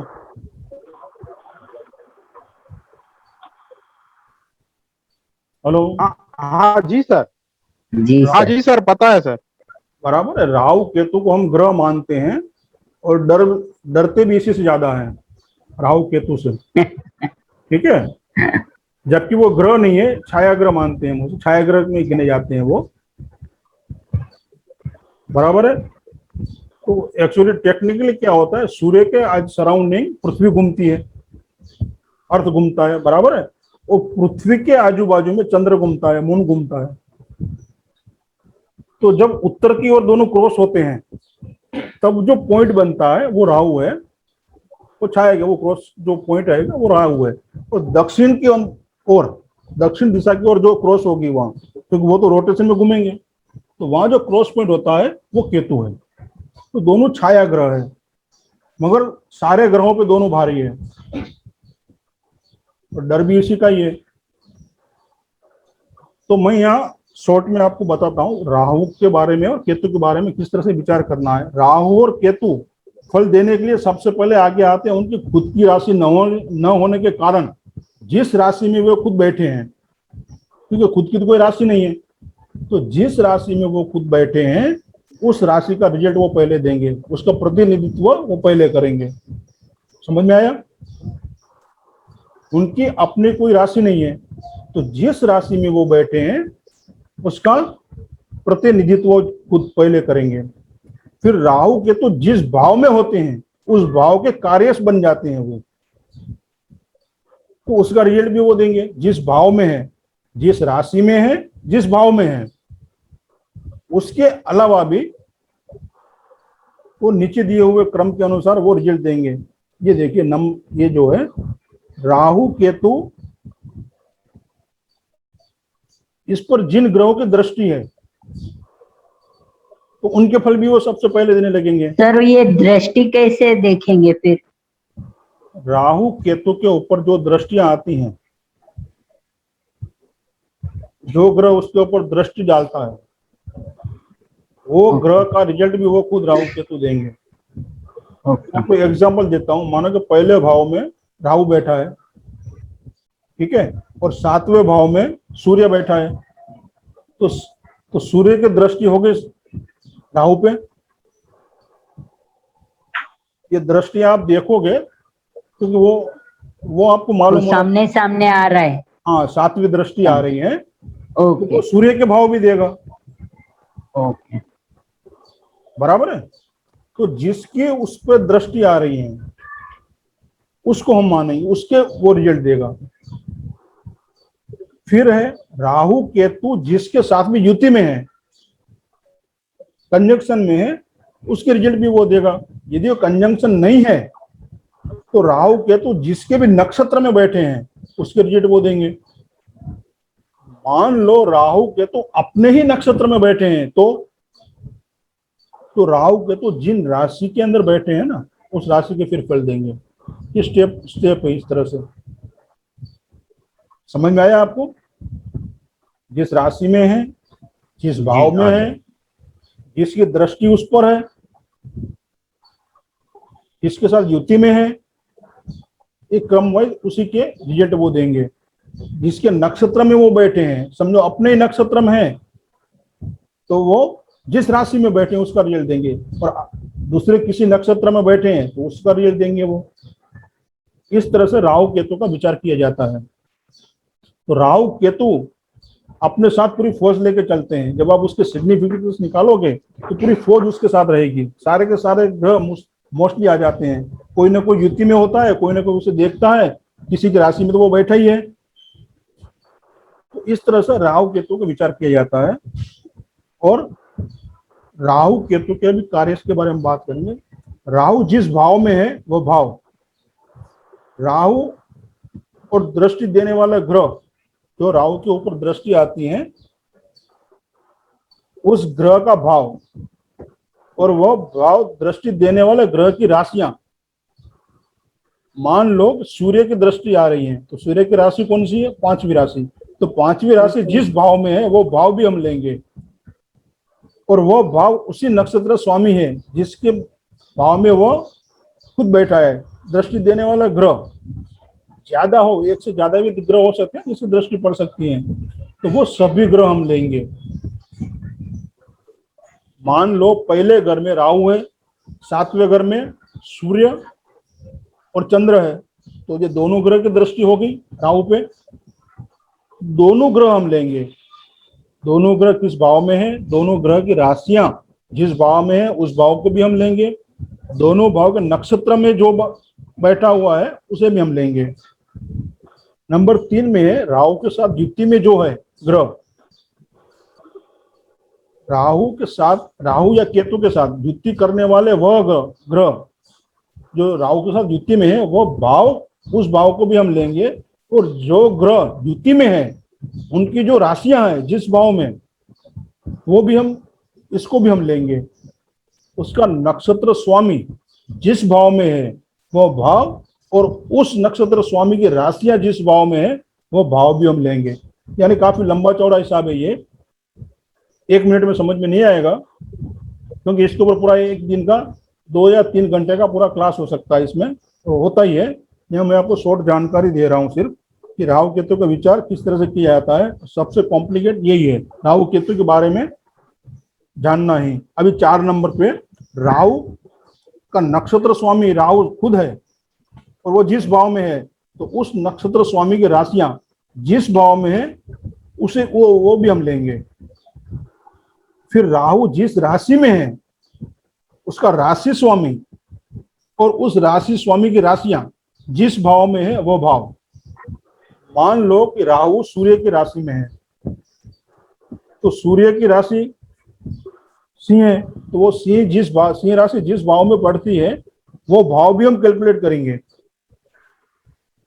राशि स्वामी का नक्षत्र स्वामी, अभी राशि स्वामी मान लो सूर्य है तो उसका नक्षत्र स्वामी जिस भाव में बैठा है वो भाव भी हम लेंगे। और उस नक्षत्र स्वामी की राशियां, मान लो सूर्य का नक्षत्र स्वामी शुक्र है, तो शुक्र की राशियां जिस भाव में है वो भाव भी हम कैलकुलेट करेंगे यहाँ पे, उसे भी हम लेंगे। तो थोड़ा प्रैक्टिस की बात यहाँ जरूरत है यहाँ पे राहु केतु के लिए। 1-2 बार आप पढ़ोगे, समझोगे तो वो समझ में आ जाएगा। तो इस तरह से राहु केतु का विचार किया जाता है। सिंपली आप ये समझिए, जो के साथ बैठा हुआ है, युति में है, जिसकी दृष्टियां वो पड़ रही है उसके ऊपर, जिसके नक्षत्र में है, और जिस राशि में है उस प्लैनेट को लिए जाते हैं राहु केतु के सिग्निफिकेटर्स के लिए। तो ये राहु केतु की बात होगी। यहाँ राहु केतु को हम यहाँ इस तरह से देखते हैं।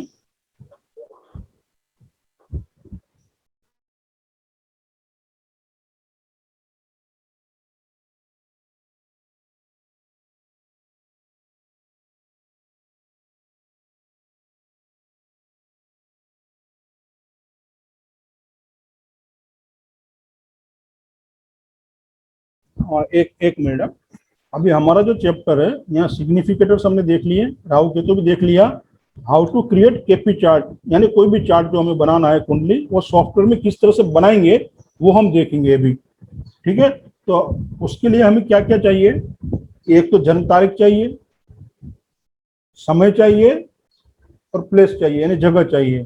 तो हम यहाँ पे एक कुंडली का निर्माण करते हैं, बराबर, कुंडली एक बनाएंगे। मान लो कि मैं कोई एक तारीख लेता हूं, या आप में से कोई बता दीजिए। मान लो किसी का बर्थ है 3 मार्च यानी 3/3/1965, ये डेट है हमारे पास। तो मैं यहाँ पे ये फिलअप कर रहा हूँ। यहाँ पे नेम है XYZ। हम एक एग्जांपल ले रहे हैं किस तरह से चार्ट को बनाना है, चाहे सॉफ्टवेयर कोई भी हो आपके पास, स्टार1 हो, KP1 स्टार1 हो, या कोई भी चार्ट हो आपके पास। ये हमने नाम लिख लिया, फिर डेट ऑफ बर्थ लिख लिया हमने। मान लो 3 तारीख है, 3 मार्च यानी 3/3/1965, उसका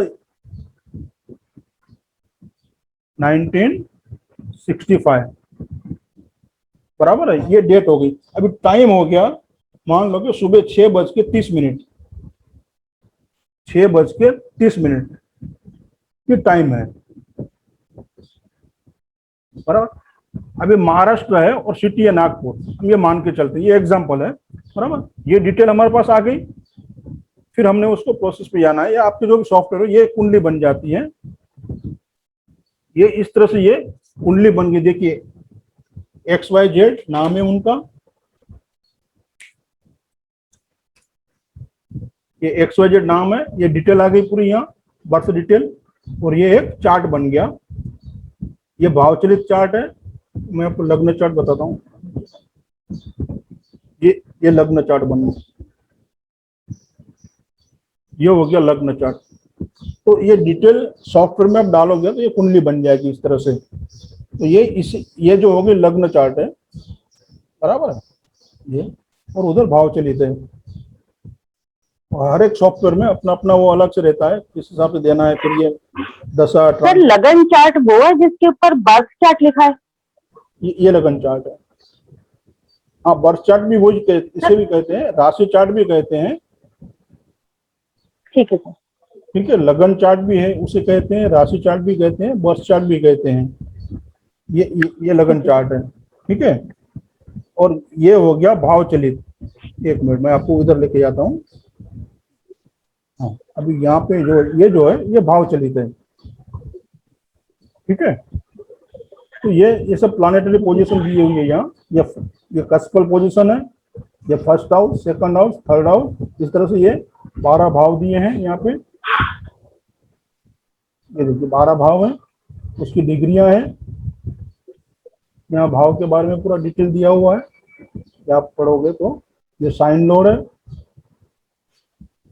फर्स्ट हाउस में। फर्स्ट हाउस का जो राशि है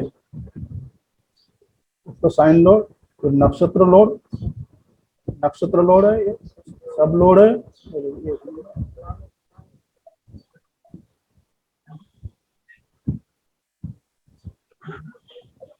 स्टार लॉर्ड, सब लॉर्ड। तो ये तो सब आपको पता ही होगा।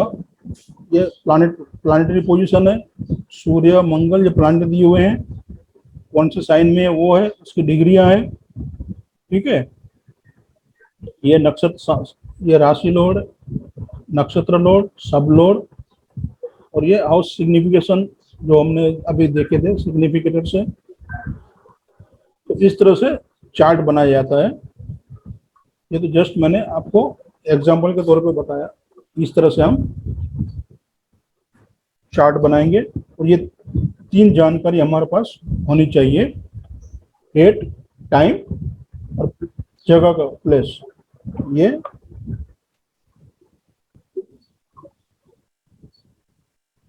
हमने चार्ट बनाना देख लिया, किस तरह से बनता है चार्ट।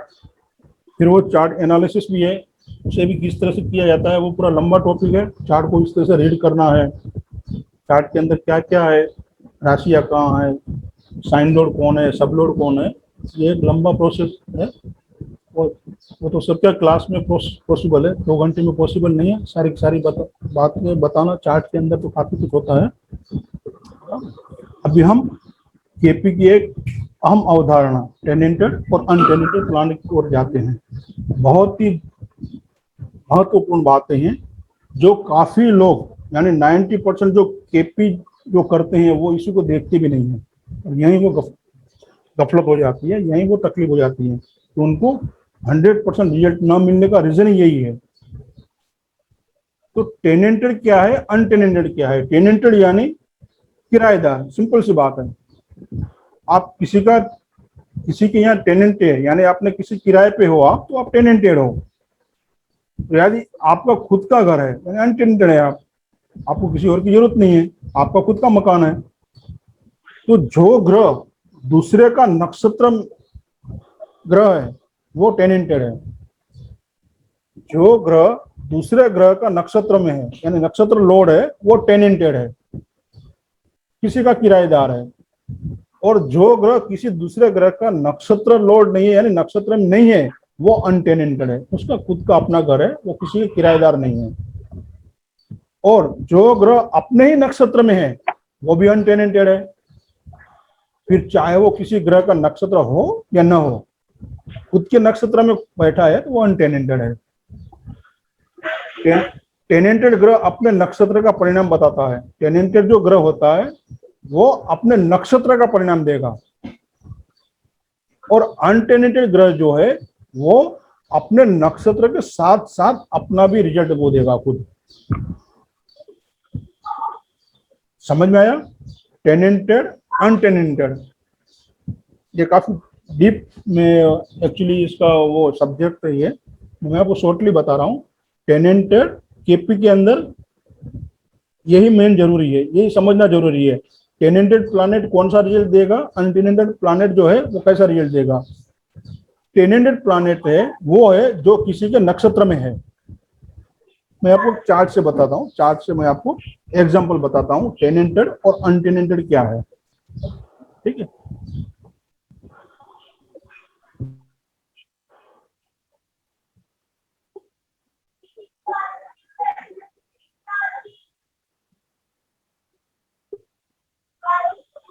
मान लो ये एक एग्जांपल चार्ट हमने लिया हुआ है, तो हमें यहाँ देखना है कि कौन सा प्लैनेट टेनेंटेड है और कौन सा अनटेनेंटेड है। टेनेंटेड का रिजल्ट कैसे आता है, अनटेनेंटेड हमें रिजल्ट कैसे देता है, और फर्क क्या है दोनों में, ये समझना बहुत जरूरी है। मान लो ये प्लैनेट है हमारे 9 के 9 प्लैनेट है, ठीक है। अभी हम सूर्य की बात करेंगे यहाँ पे, तो हमें सूर्य के बारे में जानना है कि सूर्य हमें क्या रिजल्ट देगा, सूर्य हमें कैसे रिजल्ट देगा। तो सूर्य पहले ये हमें देखना है कि क्या सूर्य किसी का नक्षत्र में है। ये देखिए किसी का नक्षत्र लॉर्ड है, ये नक्षत्र लॉर्ड देखिए ये नक्षत्र लॉर्ड है, तो सूर्य क्या किसी का नक्षत्र लॉर्ड है, ये हमें चार्ट में देखना है। चाहे कोई भी सॉफ्टवेयर आपके पास हो, इसमें ये कॉलम रहेंगे सब में, साइन लॉर्ड, नक्षत्र लॉर्ड, सब लॉर्ड, सब लॉर्ड, इस तरह से ये लिखा हुआ रहेगा, बराबर है। तो हमें ये देखना है कि कोई भी प्लैनेट, हम सूर्य की बात कर रहे हैं, तो ये सूर्य क्या किसी का नक्षत्र लॉर्ड है। इस रो में देखिए किसी प्लैनेट का नक्षत्र लॉर्ड है तो नहीं है, नहीं है मीन कि सूर्य जो है वो अनटेनेंटेड है। समझ में आया? वो किसी का नक्षत्र लॉर्ड नहीं है, यानी सूर्य किसी का नक्षत्र लॉर्ड नहीं है, तो सूर्य को अपने खुद के रिजल्ट खुद को ही देना पड़ेंगे, वो खुद अपना रिजल्ट देगा सूर्य। तो यहाँ कोई सॉफ्टवेयर में इंडिकेट किया हुआ रहता है, देखिए सूर्य के सामने प्लस लिखा है, तो किसी के सामने कुछ अलग से साइन होंगी, वो अनटेनेंटेड है। तो यहाँ सूर्य जो है किसी के नक्षत्र में नहीं है, यानी सूर्य अनटेनेंटेड है। उसी तरह हम मून की बात करेंगे, ये चंद्र है, तो क्या नक्षत्र में देखेंगे कि चंद्रमा किसी का नक्षत्र में है, नक्षत्र लॉर्ड बना है, तो चंद्र भी नहीं है, यानी चंद्रमा भी अनटेनेंटेड है। इसका मतलब ये हुआ कि चंद्रमा अपना रिजल्ट खुद नक्षत्र के साथ साथ अपना खुद का रिजल्ट भी देगा। वो नक्षत्र का रिजल्ट तो देगा ही, मगर अपना खुद का रिजल्ट खुद देगा वो। अब हम बात करते हैं मर्क्यूरी की, मार्स की, सॉरी। अब मार्स देखेंगे कि मार्स किसी के नक्षत्र में है, किसी के नक्षत्र लॉर्ड बना है। तो यहाँ देखिए सूर्य में विनस, ये देखिए यहाँ पे मार्स है क्या, सैटर्न का है। ये देखिए ये सैटर्न का है, तो ये टेनेंटेड हो गया। तो मार्स जो है अपना रिजल्ट अपने नक्षत्र द्वारा ही मिलेगा, उसको अपने नक्षत्र का रिजल्ट देगा, वो अपना खुद का रिजल्ट नहीं देगा, यानी ये टेनेंटेड है। तो टेनेंटेड अनटेनेंटेड किस तरह से देखते हैं, समझ में आया आपको? हाँ जी सर। ठीक है, सिंपल है। हेलो, मेरी आवाज आ रही है आप तक? आ हाँ रही है समझ में आ गई। बराबर है। हाँ सर, इस तरह से हम देखेंगे तो मार्स सर मतलब अपना रिजल्ट भी देगा। टेनेंटेड प्लैनेट है, उसको वो अपने नक्षत्र का रिजल्ट देगा, और अनटेनेंटेड प्लैनेट है वो नक्षत्र के साथ साथ अपना भी रिजल्ट देगा खुद, उसके पास डबल पावर हो गया। समझ में आया? आ गया। ठीक है हेलो सूरज भाई, जी सर। इसमें टैलेंटेड अनटैलेंटेड इसमें इंडिकेट किया हुआ है सॉफ्टवेयर में। आप वो नीचे का स्क्रॉल लाइन है ना, ये करोगे ना तो देखेगा। हाँ, वो बता दिया उनको, टेनेंटेड अनटेनेंटेड प्लस की साइन है, हर एक सॉफ्टवेयर में अलग अलग होता है, वो कोई स्टार दिखाते हैं, कोई प्लस लिखता है। तो टेनेंटेड अनटेनेंटेड प्लैनेट आपको इस तरह से देखना है, सॉफ्टवेयर में नहीं भी दिया है मान लो, तो आपको देखना है कि नक्षत्र की जो रो है, कॉलम है, उसमें कहीं किसी का वो बन रहा है क्या, नक्षत्र लोड बन रहा है कि नहीं, वो सिर्फ देख लो आप। यदि नहीं है नक्षत्र लोड तो वो अनटेनेंटेड है। ठीक है, समझ में आया? किस तरह से देखना है। अभी हम चलते हैं इंडिपेंडेंट हाउस की ओर। इंडिपेंडेंट हाउस यानी सबसे पावरफुल हाउस कौन सा है आपकी कुंडली में, आपके चार्ट में, वो हम कैसे जानेंगे? बराबर है।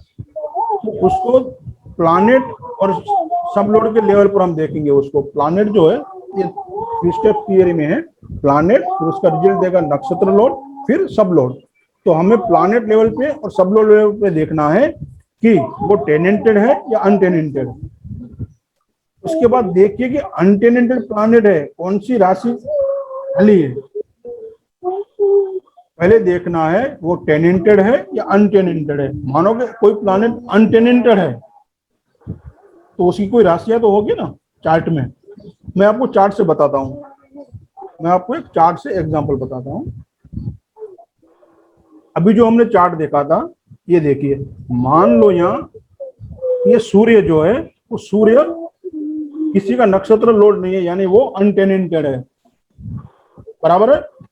अभी सूर्य की राशियां कहाँ है वो देखिए आप। सूर्य की राशि कौन सी होती है? सिंह राशि, 5, और कहाँ है वो? 10वें भाव में। समझ में आया? अभी 10वां भाव जो है वो खाली है। तो ये जो हाउस है, 10वां भाव यानी 10वां घर, वो इंडिपेंडेंट हाउस है, यानी सबसे पावरफुल हाउस इस कुंडली में यही है, और इसी के पावरफुल रिजल्ट इस बंदे को मिलेंगे। समझे आप? जो प्लैनेट अनटेनेंटेड है और उसकी राशियां, सूर्य की एक राशि है, बराबर है, तो उसकी राशि जिस भाव में है और वो खाली है, तो मान लो इसकी जगह पे शुक्र होता, शुक्र की राशियां कौन सी आती हैं? 2 और 7, बराबर है। तो यहां हम देखेंगे ये दूसरे में दूसरा भाव है। एग्जांपल, ये दूसरी राशि है, उसमें केतु बैठा है, तो ये इंडिपेंडेंट हाउस नहीं है। फिर ये 7वीं राशि खाली है, बराबर, तो ये सबसे पावरफुल हाउस हो गया यहाँ शुक्र के हिसाब से। जो जिसमें कोई प्लैनेट है वो नहीं, जो उसकी राशि खाली है, वो राशि, वो जो भाव है, वो इंडिपेंडेंट हाउस माना जाएगा। सबसे पावरफुल हाउस कुंडली में उसको गिना जाएगा। सर किसी के में एक से ज्यादा भी हो सकते हैं ये? हाँ, हो सकते हैं, तो उतना फायदा है उसको। यहाँ देखिए, यहाँ एक तो 10वां भाव हो गया, क्योंकि सूर्य जो है, यहाँ पे देखिए, ये सूर्य है, सूर्य अनटेनेंटेड है, उसकी राशि 10 कहाँ आ गई? उसकी राशि 10वें भाव में। तो ये भाव हो गया एक, तो ये हो गया, बराबर है। जी सर। समझ में आया? तो 10वां घर इंडिपेंडेंट हाउस हो गया। फिर दूसरा है मून, तो मून भी अनटेनेंटेड है। तो अब बराबर है, अब ये मून की राशि कौन सी है? 4 नंबर। तो मून की राशि में गुरु बैठा है, जुपिटर है। जुपिटर है, तो वो इंडिपेंडेंट हाउस नहीं है। समझे आप? जो अनटेनेंटेड प्लैनेट है उसकी जो राशि खाली है वही हाउस जो है इंडिपेंडेंट हाउस है, यानी सबसे पावरफुल हाउस उसे माना गया है। कॉन्सेप्ट समझ में आ गया आपको? हाँ जी सर।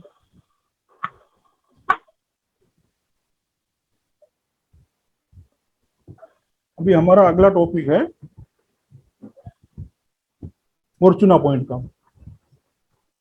जो फॉर्चूना यानी लक, केपी की ये भी एक अवधारणा है, यूं समझिए कि गॉड गिफ्ट है ये। फॉर्चूना पॉइंट हम किस तरह से निकालते हैं, तो यहाँ उसकी फॉर्मूला है कि आप एक चार्ट लीजिए, चार्ट के अंदर लग्न डिग्री जो है वो लिखी हुई होती है। मान लो कि लग्न की डिग्री है यहाँ 18.44 प्लस मून डिग्री है 29.11। एग्जाम्पल लेते हैं हम, तो ये दोनों का टोटल आप करोगे तो आएगी 47.55। ये दोनों का टोटल करना है पहले। समझ में आ रहा है आपको? कोई भी एक चार्ट लीजिए आप, उसमें लग्न डिग्री लिखी हुई होगी। फर्स्ट हाउस की जो डिग्री है, लग्न डिग्री, वो लिखी है। हम एग्जाम्पल लेते हैं कि यहाँ 18.44 है, बराबर है। और मून डिग्री, मून की भी डिग्री लिखी है अंदर कोई भी चार्ट में, तो दोनों को प्लस करना है आपको, लग्न डिग्री और मून डिग्री को। हम जो मान के चलते हैं कि इसमें मून की डिग्री है 29.11, तो ये दोनों का आप टोटल करोगे तो हो गया 47.55, यानी लग्न डिग्री और मून डिग्री का टोटल करना है हमें। उसमें से सन डिग्री, अभी देखिए कि उस चार्ट में सन की डिग्री कितनी है, वो तो समझ में आ रहा है आपको सन की डिग्री कहाँ कैसे देखनी है? चार्ट में दिया हुआ रहता है सारे प्लैनेट की डिग्री, सारे भाव की डिग्री देखनी है। मैं आपको चार्ट में दिखा देता हूँ एक बार फिर से। सर ये लग्न की डिग्री, तो लग्न में जो राशि है उसकी डिग्री हो गई सर। मैं आपको बताता हूँ।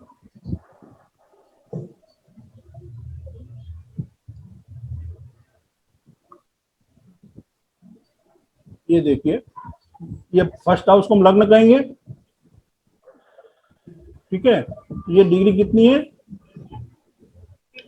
बराबर है जी।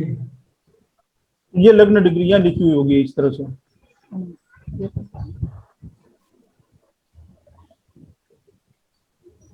एक मिनट मैं चार्ट जरा देता हूँ, जो प्रैक्टिकल एग्जांपल में लिया हुआ है वो चार्ट में आपको दिखाता हूँ। शायद उसी का मैंने एग्जांपल लिया हुआ है, मैं आपको दिखाता हूँ।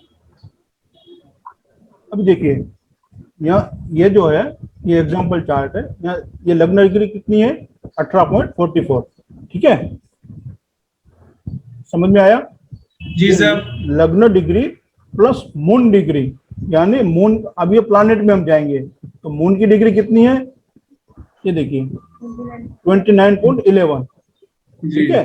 तो ये दोनों का हम प्लस करेंगे। जी। फिर ये सूर्य की डिग्री देखेंगे हम, ये सन की डिग्री है, वो माइनस करेंगे उसमें से। तो हम चार्ट में आपको दिखाता हूँ, दिखाई नहीं जरा। ये देखिए लग्न डिग्री कितनी है 18.44, बराबर। आपके चार्ट में अलग हो सकती है, जो भी है वो मैं आपको एग्जांपल बता रहा हूँ।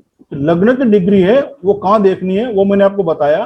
तो यहाँ आप मेरे चार्ट में, एग्जांपल चार्ट में लग्न की डिग्री है 18.44 प्लस मून की डिग्री जो है वो है 29.11। दिखाऊं आपको, एक मिनट।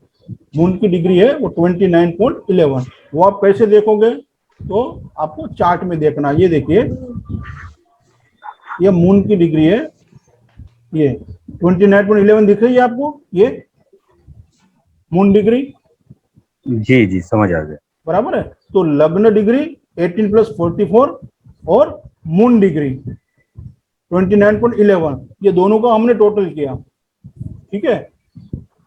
उसमें से सन की डिग्री जो है, ये सन की डिग्री कितनी है 16.35, वो हमने उसमें से माइनस की। मैं आपको दिखाता हूं चार्ट में।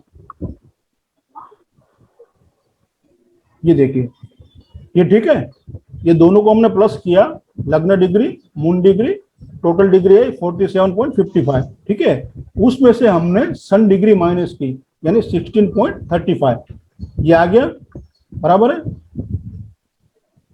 या माइनस करेंगे आप तो 31.20 डिग्री आएगी, समझे आप। ये दोनों का टोटल किया, ये दोनों का टोटल 47.55, उसमें से सन डिग्री माइनस करनी है आपको, तो जो भी सन की डिग्री है वो माइनस करनी है। यहाँ हमारे पास 16.35 है, तो इसमें से हमने ये माइनस किए तो 31.22 डिग्री आई, तो ये हो गया आपको फॉर्चूना पॉइंट। इतना समझ में आया? 31.20 डिग्री कैसे आई, ये समझ में आया आपको सब? आ गया। हाँ जी। बराबर है। ये सर लगने वाली डिग्री कस्ब चार्ट की लेंगे या राशि चार्ट की लेंगे? डिग्री सब उतनी रहेगी, वो लिखी हुई रहेगी चार्ट के अंदर। सॉफ्टवेयर में आपको पूरा कस्ब का जो है वहां पे डिग्री लिखी हुई है, लग्न की डिग्री कितनी है वो कस्ब में आएगी, और प्लानेट की जो है वो प्लानेट में रहेंगे, बराबर है। तो यहाँ जो है ये टोटल हमारे पास ये जो नंबर आया कैलकुलेशन करके 31.20, इतना समझ में आया? हाँ जी। जी सर। बराबर है। अभी आपको पता है कि हर राशि 30 डिग्री की होती है, तो पहली राशि कौन सी है? ये यहाँ पे देखिए 31.20 है, तो पहली राशि 1 से 30 नंबर तक आएगी, डिग्री तक आएगी, मेष राशि। जी सर। समझे आप? 1 से 30 डिग्री मेष राशि। फिर दूसरी राशि 31 से 60, कौन सी? वृषभ। तो फॉर्चूना पॉइंट कौन सी राशि में आ गया? टॉरस में, वृषभ में। समझे आप? तो चार्ट में हमारी टॉरस राशि कहाँ है वो हमें देखना है। तो वो भाव, ये देखिए यहाँ टॉरस राशि 2 नंबर की राशि कहाँ है? टॉरस भाव चलित में, सॉरी टॉरस राशि जो है ये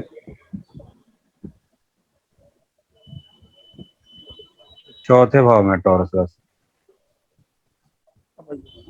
एक मिनट है, हाँ, अभी टॉरस राशि जो है 4th हाउस में है। समझ जी में आया?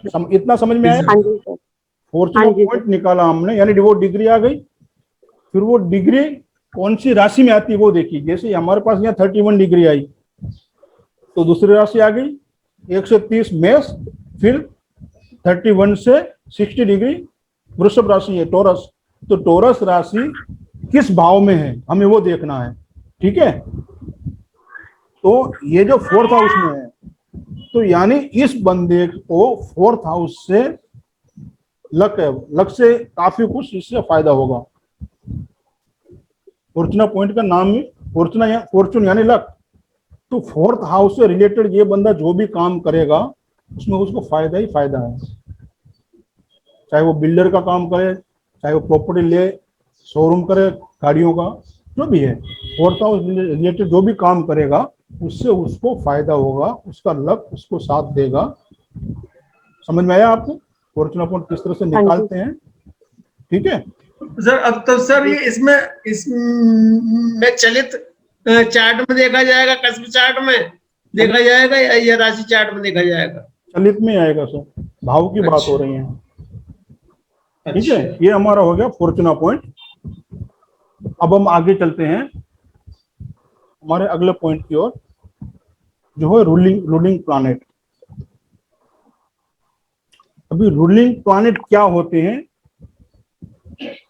मान लो ये प्रश्न कुंडली में काम आते हैं जनरली, और ये डिवाइन हेल्थ के लिए है। क्यों आप घूमते फिरते रूलिंग प्लैनेट का इस्तेमाल नहीं कर सकते हो?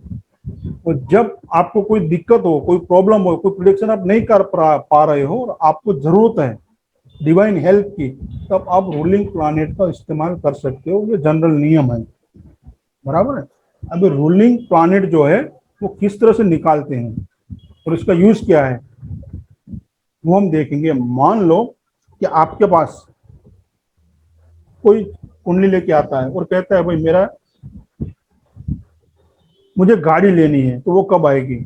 मान लो एग्जांपल के तौर पे, या मैं फॉरेन कब जाऊंगा? क्वेश्चन तो कोई भी हो सकता है, हर एक के अलग अपनी अपनी प्रॉब्लम है, तो कोई भी प्रॉब्लम लेके आपके पास आता है और कोई भी प्रश्न आपको पूछता है, तो जिस समय मान लो कि वो पूछता है कि भाई मेरी शादी कब होगी, ठीक है, ये हमारा प्रश्न है, तो उस समय जिस समय वो बंदा आपके पास आता है उस समय की आपको कुंडली बनानी है पहली बार, और जहां पर आप बैठे हो उस जगह उसको लेना है, वो टाइम को लेना है, वो डेट को लेना है जिस दिन वो आया।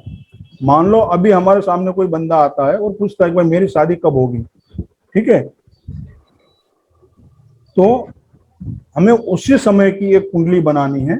जैसे मैंने आपको कुंडली बनाने बताया अभी किस तरह से लेंगे, तो यहाँ डेट आ गई आज की, समय उसी समय जिस समय वो आया, और जगह कहाँ की, जहाँ आप खुद बैठे हो, यानी जहाँ ज्योतिष बैठा है, प्रश्न करता नहीं। मान लो फोन से कोई क्वेरी आपके पास आई है, फोन अमेरिका से आया कि भाई मेरी वीजा कब लगेगी, या मैं कब इंडिया आ पाऊंगा, या मैं कब, इस तरह से कोई भी प्रश्न बाहर से हो सकता है, तो वहां की जगह नहीं लेनी है, आप जहां बैठे हो, यानी प्रश्न सॉल्यूशन देने वाला जहां बैठा है उस जगह का प्लेस आएगा वहां।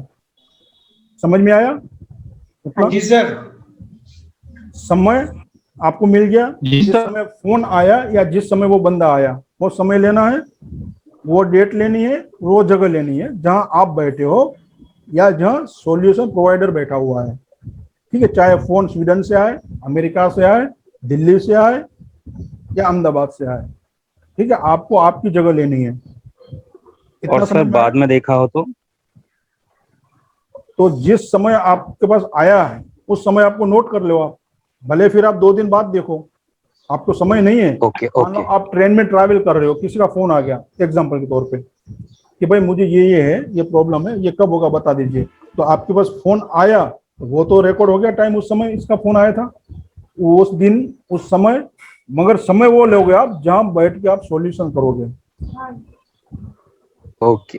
मान लो आप ट्रैवल कर रहे हो और आप रहते हो दिल्ली में, तो फिर दिल्ली वापस आ गए तो जगह कौन सी आएगी? दिल्ली। मान लो मैं अहमदाबाद रहता हूँ, मैं ट्रैवल कर रहा हूँ, दूसरे दिन वापस अहमदाबाद पहुंचा, तो टाइम जो है, टाइम और तारीख वो आएगी और प्लेस यहाँ अहमदाबाद का आएगा। मतलब सर समझ में आया सबको? जी सर। बिल्कुल आगे। अब आपने वो कुंडली तो बना ली, कुंडली में रूलिंग प्लैनेट, यानी उस समय जो रूल करने वाले प्लैनेट है उसको हमें लेना है।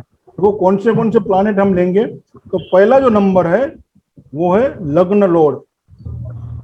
उसका जो लग्न लॉर्ड है, जो चार्ट आपने बनाया उसका जो लग्न लॉर्ड है वो कोई प्लैनेट होगा, उसको आप नोट कीजिए, तो सबसे पावरफुल होगा। दूसरा जो है लग्न नक्षत्र लॉर्ड, तो जो प्लैनेट का नक्षत्र लॉर्ड कौन है वो आप देखिए, दूसरे नंबर पे वो आएगा।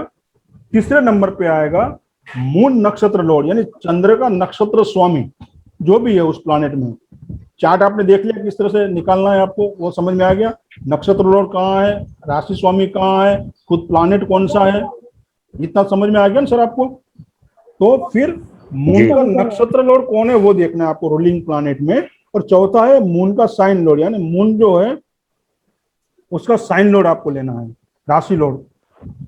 और पांचवा है डे लॉर्ड, यानी जिस दिन ये आपके प्लानिंग हो रही है, जिस दिन आप ये बता रहे हो, जिस दिन आपने चार्ट बनाया, वो जो वार है उसको लेना है आपको, बराबर है, उस प्लैनेट को लेना है।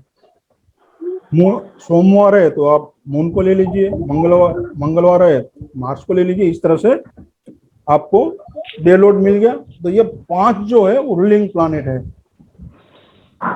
इस तरह से रूलिंग प्लैनेट लिए जाते हैं। अब इसका इस्तेमाल क्या करना है, कैसे करना है, वो बहुत ही लंबा चैप्टर है। वो फिर क्या मैं आपको ये 2 घंटे में नहीं समझा पाऊंगा, वो क्लास में डिटेल में फिर हम एग्जाम्पल के माध्यम से ये पूरा समझते हैं कि कब और कैसे करना है, इसको यूज कहाँ करना है और कैसे इसको प्रिडिक्शन में लेना है। ठीक है, तो ये रूलिंग प्लैनेट निकालने को आपको आगे किस तरह से निकालना है इतना समझ में आ गया? ठीक है, अब हम आगे बढ़ते हैं।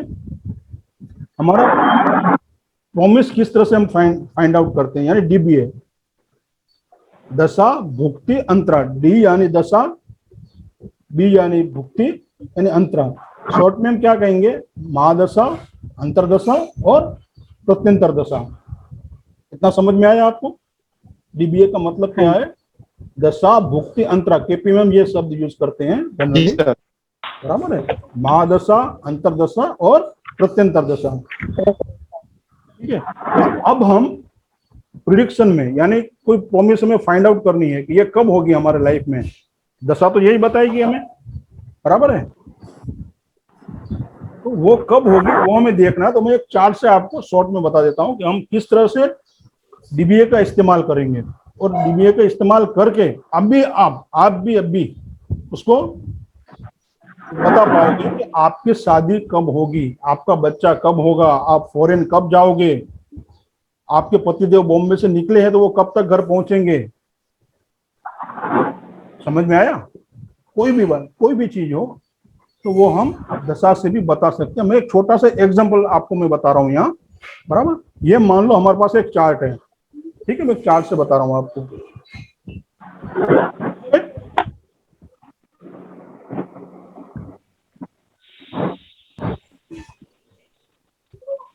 मैं एक चार्ट से आपको बताने की कोशिश कर रहा हूँ, एक मिनट दीजिए मुझे जरा।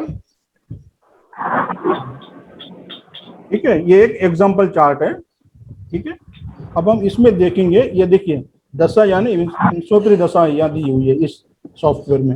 हर एक सॉफ्टवेयर में अलग अलग होती है। यहाँ पे ये देखिए आप, ये विंशोत्तरी दशा जो है यहाँ दी हुई है, बराबर है। इस चार्ट में ये देखिए डीबीए दिया हुआ है, डीबीए दशा भुक्ति अंतरा, महादशा, अंतरदशा, ये प्रत्यंतर दशा। फिर आगे हम अभी चर्चा नहीं करेंगे, 3 की बात करेंगे। मान लो अभी इस जातक की कौन सी दशा चल रही है, तो यहाँ उन्होंने दिया हुआ है, देखिए यहाँ मर्क्यूरी, एक नंबर चार्ट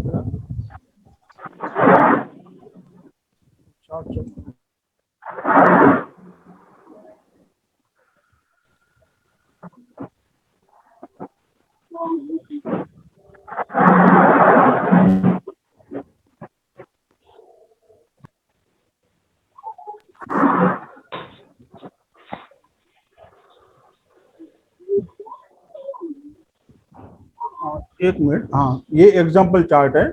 इसमें हम देखेंगे, ये देखिए ये दशा दी है, बराबर है, समझ में आया आपको? अभी यहाँ हम देखेंगे कि इसकी महादशा कौन सी चल रही है, तो यहाँ दिया हुआ है, देखिए दशा रनिंग में है, केतु की महादशा है, जुपिटर की अंतरदशा है, शनि की प्रत्यंतर है, और ये फिर सूक्ष्म है। तो हम ये 3 की बात करेंगे कि केतु की महादशा, जुपिटर की अंतरदशा चल रही है और शनि की प्रत्यंतर। तो इससे हम प्रिडिक्शन कैसे करेंगे? तो पहले हम देखिए महादशा, ये महादशा है, अभी इसकी महादशा केतु की चल रही है, ठीक है। तो ये देखिए दशा रनिंग महादशा जो केतु की है। तो हमारे पास क्वेश्चन क्या है, हमें किसी ने पूछा कि भाई ये मेरी कुंडली है, ये कुंडली जो एग्जांपल के मैं तौर पे लिए है, उसने पूछा कि भाई मेरी शादी कब होगी ये बताइए आप। तो हमने उसके टाइमिंग के लिए दशा को देखिए, पहले तो महादशा देखनी होगी, महादशा उसे अलाउ करती है नहीं, तो शादी के लिए हमें कौन सा प्राइमरी हाउस है तो बताएगा? 7th house sir. 7th house, और सपोर्टिंग हाउस 2, 11। बराबर। 2 and 11। तो हमें क्या चाहिए? 2, 7, 11, ठीक है। जब 2, 7, 11 हमारे पास आएंगे तब शादी होगी। ये तो आप समझ गए? हाँ जी सर। बराबर है। अभी यहाँ केतु की महादशा है, चल रही है, ये देखिए यहाँ अभी केतु की महादशा चल रही है ये। तो हम लिखेंगे यहाँ, एक मिनट मैं आपको चार्ट में बताता हूँ थोड़ा।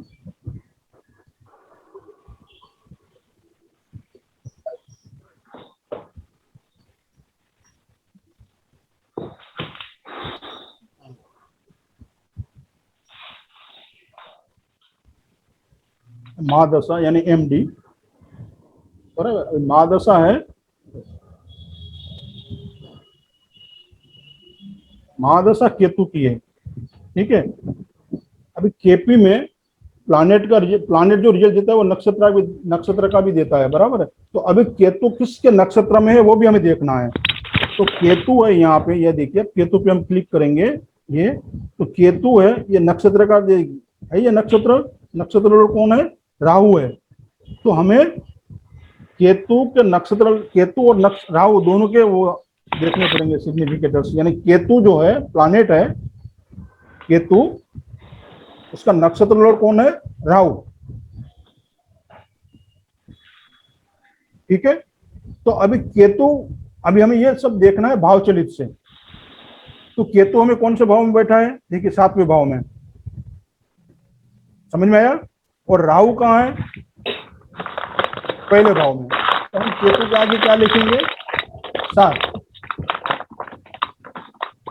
और राहु के आगे 1। ये मैं शॉर्ट में ले रहा हूं, बराबर है? वो किसके साथ में है, दृष्टियां, ये सब नहीं ले रहा हूं, सिर्फ सिंपली आपको बताने के लिए ले रहा हूं।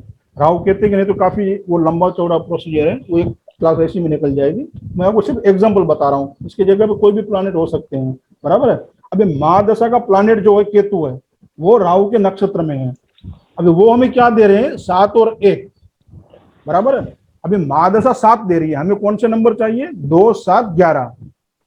तो 1 नंबर तो हमारे पास आ गया, यानी महादशा में अलाउ कर रही है कि हाँ भाई शादी होगी मेरे पीरियड में। तो केतु का पीरियड कितना है? 7 साल का। अभी 7 साल में शादी होगी वो तय है, क्योंकि 1 नंबर में मिल गया 7। तो महादशा ने तो हमें हरी झंडी दे दी। अभी हम देखेंगे कि अंतरदशा जो है, भुक्ति जो है, क्या हमें सपोर्ट करेगी? तो हम देखेंगे अंतरदशा। अभी अंतरदशा जो है वो हमें देखनी है, वो कौन से प्लैनेट की है, ये देखिए। तो अंतरदशा आ गई जुपिटर की, क्या गई? जुपिटर, या पीरियड भी लिखा हुआ है। तो अभी जुपिटर को देखना है कि वो किसके नक्षत्र में है, रिजल्ट तो वही देगा, नक्षत्र ही। तो ये जुपिटर जो है केतु के नक्षत्र में है, यानी अंतरदशा प्लैनेट कौन सा हो गया? जुपिटर। जुपिटर हो गया अंतरदशा प्लैनेट, और उसका नक्षत्र लॉर्ड हो गया केतु। समझ में आया आपको? अभी जुपिटर कौन से भाव को लेके चल रहा है, हम वो देखेंगे भाव चलित में। तो जुपिटर पहले कहाँ बैठा हुआ है, ये देखो आप, तो 9th हाउस में है, और उसकी राशियां कहाँ कहाँ है वो देखिए, जुपिटर की राशियां। ये तो उसका प्लेसमेंट हो गया 9th हाउस, और जुपिटर की राशियां कौन सी है? एक दूसरे भाव में है, ये देखिए 9वीं राशि, और दूसरा 5वीं, ये 5वें भाव में है 12वीं राशि, ये जुपिटर की राशि है। तो हम क्या लिखेंगे? 2, जुपिटर के आगे 2, 5 और 9, 2, 5 और 9। समझ में आया? जुपिटर जो है वो 9वें भाव में बैठा है, और दूसरे भाव में उसकी राशि है, और 5वें भाव में है, यानी 2, 5, 9। ठीक है, तो और केतु क्या दे रहा है हमें, वो हमने ऊपर लिख लिया 1 और 7। केतु हमें क्या दे रहा है? 1 और 7। समझ में आया आपको इतना? हेलो, आ जी गया। सर। बराबर है? तो हमें और क्या चाहिए? देखिए 7 तो हमें एमडी ने दे दी, महादशा ने 7 नंबर दे दिया, अंतरदशा ने हमें 2 और 7 और दे दिए, दूसरा नंबर भी आ गया।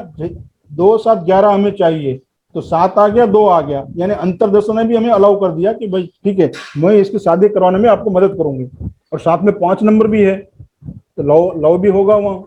9 नंबर भी है, वो भी सपोर्टिंग है। नेगेटिव नंबर सिर्फ एक ही है, बराबर है? तो यहाँ ये दशा भी सपोर्ट कर रही है, यानी महादशा, अंतरदशा, दशा और भुक्ति दोनों सपोर्ट कर रही हैं। अभी 2 और 7 नंबर हमारे पास आ गए। अभी बचा कौन सा नंबर? 11 नंबर बचा। तो हम अभी जाएंगे प्रत्यंतर में, पीडी में। ठीक है, अभी हम देखेंगे प्रत्यंतर में किसकी दशा चल रही है। तो ये आया सैटर्न, शनि की। तो हम देखेंगे शनि किसके नक्षत्र में है। तो शनि जो है वो मार्स के नक्षत्र में है, बराबर है? तो यहाँ प्रत्यंतर का वो कौन हो गया प्लैनेट? सैटर्न। शनि हो गया, और उसका नक्षत्र हो गया मंगल। शनि है और उसका नक्षत्र हो गया मंगल। ठीक है, अब हम शनि कौन से भाव को लेकर चल रहे हैं वो हम देखेंगे। तो शनि जो है एक बैठे हुए 3rd हाउस में, और उसकी राशियां कौन सी कहाँ कहाँ है? 10 और 11 तीसरे भाव में और चौथे भाव में, यानी शनि हमें क्या नंबर दे रहे हैं? 3 और 4। समझ में आया? जी सर। अभी मार्स का देखेंगे, उसका नक्षत्र है वो, तो मार्स में कौन से नंबर दे रहा है ये देखिए। एक तो मार्स बैठा है 4th हाउस में, ठीक है, और उसकी राशियां कहाँ कहाँ है, एक 1st हाउस में है और 6th हाउस में है। तो मार्स में दे रहा है 1, 4, 6, मार्स में दे रहा है 1, 4 और 6। तो जो प्रत्यंतर दशा शनि की है उसमें 3, 4, 1 और 6, 1, 3, 6 नंबर आ रहे हैं, 1, 4, 1, 3, 4, 6 बराबर है।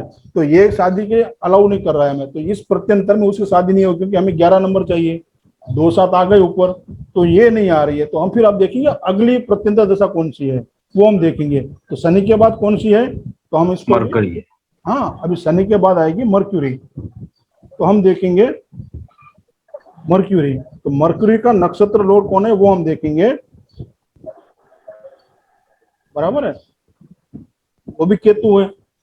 तो प्रत्यंतर दशा का प्लैनेट कौन हो गया, मर्क्यूरी, और उसका नक्षत्र लॉर्ड हो गया केतु, मर्क्यूरी और केतु, ठीक है। अब केतु को हम तो मालूम है 1 और 7 दे ही रहा है, तो केतु के सामने हम अभी लिख देंगे 1 और 7 क्योंकि हमें मालूम है। अभी मर्क्यूरी क्या रिजल्ट दे रहा है वो हम देखेंगे भाव चलित में। तो मर्क्यूरी देखिए, मर्क्यूरी कहाँ बैठा है पहले वो आप देखिए, 5वें में, 5वें भाव में।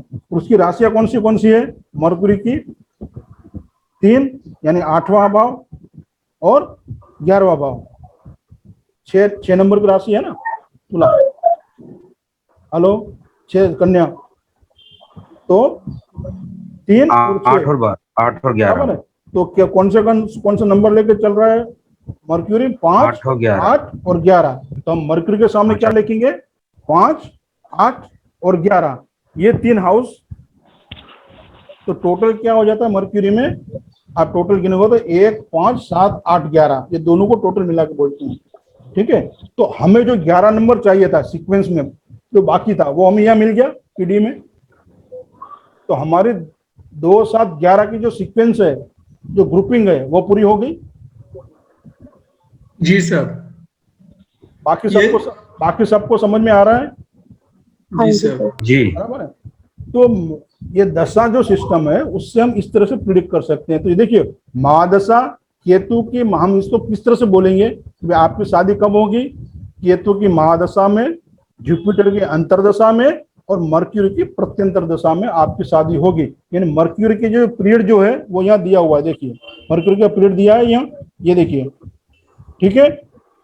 तो इस पीरियड में 22/7/2021 से लेके 7/9/2021 तक, यानी ये जो 2 मिनट अप्रोक्सीमेट जो टाइम है 1.5 महीने का, उस महीने के अंदर होगी, बराबर है। तो आप उसको बेशक बोल सकते हो भाई आपकी जो शादी है ये डेट से ये डेट के बीच में होगी। अब इससे डिटेल में जाना है तो फिर सूक्ष्म दशा है, ठीक है। तो ये समझ में आया दशा भुक्ति अंतराल किस तरह से हम यूज करते हैं, ये सिर्फ मैंने आपको शॉर्ट में बताया है, बराबर है। बाकी काफी उसके में दूसरे जो नंबर है सपोर्टिंग नंबर 1 है, 8 है, 9 है, 5 है, वो क्या हम किस तरह से हमें वहाँ सपोर्ट करेंगे शादी में, प्लस माइनस लाभ नुकसान, वो पूरा अलग से होती है, वो क्लास में होती है, आपको समझे ही है, बराबर है। तो ये हमने एक चार्ट के माध्यम से दशा भुक्ति अंतरा को देखा कि किस तरह से हम उसका इस्तेमाल करके इवेंट को फाइंड आउट कर सकते हैं। आपको सबको समझ में आया? इस ये समझ में आया? जी सर। तो आज का जो हमारा है केपी एस्ट्रोलॉजी का जो डेमो क्लास था वो यहाँ हमने किया, झाड़ू किया है कि नहीं? हम यहाँ पूरा कर रहे हैं इसको, ये खत्म हो रहा है यहाँ, बराबर है। तो जो कुछ पॉइंट थे मैंने आपको बताए, और बाकी डिटेल तो जो है क्लास में पूरा डिटेल में हो सकता है, और यहाँ शॉर्ट में मैंने आपको बताया है। और अभी जो केपी का हमारा क्लास ऑलरेडी चालू है, बैच चालू है, उसमें से भी कुछ लोग यहाँ पे हैं, तो वो अपना एक्सपीरियंस जो है वो शेयर करना चाहें तो कर सकते हैं।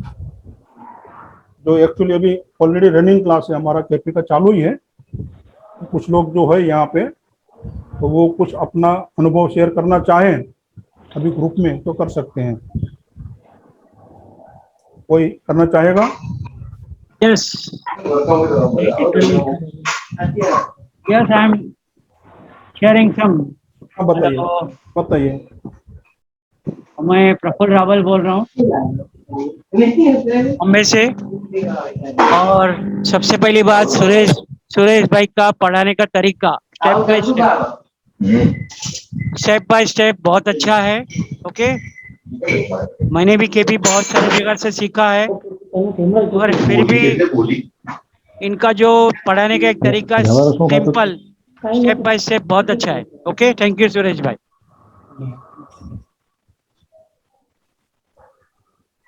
और कोई कहना चाहेगा कुछ? Excuse me sir. जी मैम। सर, ये जो अभी वेबिनार हमने एक क्लास डेमो किया है, जैसे मैंने बीच में ज्वाइन किया था, हाफ मिस हो गया था, तो इसका रिकॉर्डिंग ग्रुप में मिलेगा ताकि हम एक बार गो थ्रू हो सकें, फिर डिसाइड कर सकें? बिकॉज अभी आधा अटेंड किया तो कुछ आधा समझ आया, कुछ मतलब ऐसा ही है बस सिस्टम अभी। आपका वीडियो प्लीज ऑन कीजिए एक बार तो पहले। हाँ जी सर। ठीक है, यस सर। ठीक है। इसका रिकॉर्डिंग जो है मैं ग्रुप में डाल दूंगा। हाँ, क्योंकि सर एक बार गो थ्रू हो जाए तो फिर इट बिकम इजी ना।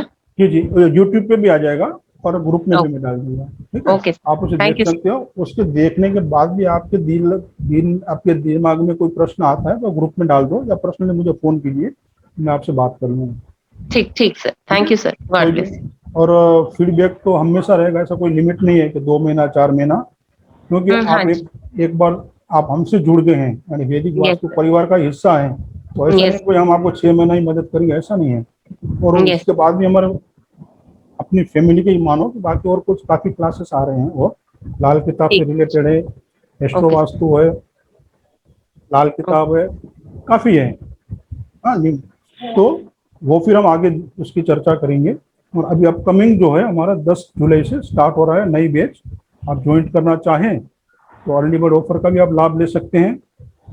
उसमें पूरा आपको रिकॉर्डिंग, पीडीएफ, और पीडीएफ कैसे होगी, जो अभी क्लास कर रहे हैं वो शायद कुछ अपना अनुभव शेयर करें पीडीएफ के बारे में, जो उनको क्वालिटी मिल रही है। कृपया कोई बता पाएगा आपको जो प्रोडक्ट अभी मिल रहे हैं, जो क्वालिटी आपको पीडीएफ की और रिकॉर्डिंग की मिल रही है, क्या उससे आप संतुष्ट हैं? कोई बताएगा जो अभी क्लास कर रहे हैं वो उसमें से? हेलो, मेरी आवाज आ रही है प्रफुल्ल जी? हाँ, आ रही है सर। कोई है जो अभी क्लास में, अभी ऑलरेडी जो हमारी क्लास चालू है केपी की रनिंग क्लास का, कोई है इसमें अभी? हाँ जी सर। वो आप हाँ जी, तो रेणु जी आप बता सकते हो आपको जो पीडीएफ वगैरह जो दिए जा रहे हैं उसकी क्वालिटी क्या है, किस तरह का पीडीएफ है, कुछ थोड़ा शेयर करेंगे आप? हाँ, मतलब मैंने पहले केपी किया हुआ है, लेकिन ये जो अभी मैंने नया क्लास ज्वाइन किया है इसमें मुझे काफी नॉलेज मिल रहा है, और अगर मेरा कुछ छूट भी रहा है तो मुझे पीडीएफ के द्वारा पूरा नॉलेज मिल रहा है। जी, आपको पूरा जो क्लास जो है ना, रिकॉर्डिंग तो मिलेगी मगर पीडीएफ के थ्रू मिलेगी, यानी सब हर चीज आपको राइटिंग में मिलेगी। यहाँ राइटिंग में मिल रहा है, और मतलब अगर अपना कुछ छूट भी रहा है तो अपन उससे सीख सकेंगे। और मतलब मैं बेसिकली क्या पीडीएफ को वापस से मैं खुद भी लिख रही हूँ। इतना अच्छा है, काफी अच्छा है, मुझे बहुत पसंद आया। Thank you sir. वेलकम। तो यहाँ आपको सपोर्ट भी मिलता रहेगा। पीडीएफ आपके पास में पूरी बुक बन जाएगी, केपी एस्ट्रोलॉजी की आपके पास एक पूरी बुक बन जाएगी इस पीडीएफ की। यदि आप प्रिंट आउट निकाल के फिर एक पूरा बुक बना लेते हो वो बुक भी बन जाएगी। ठीक है सर, आप लोगों का खूब खूब धन्यवाद।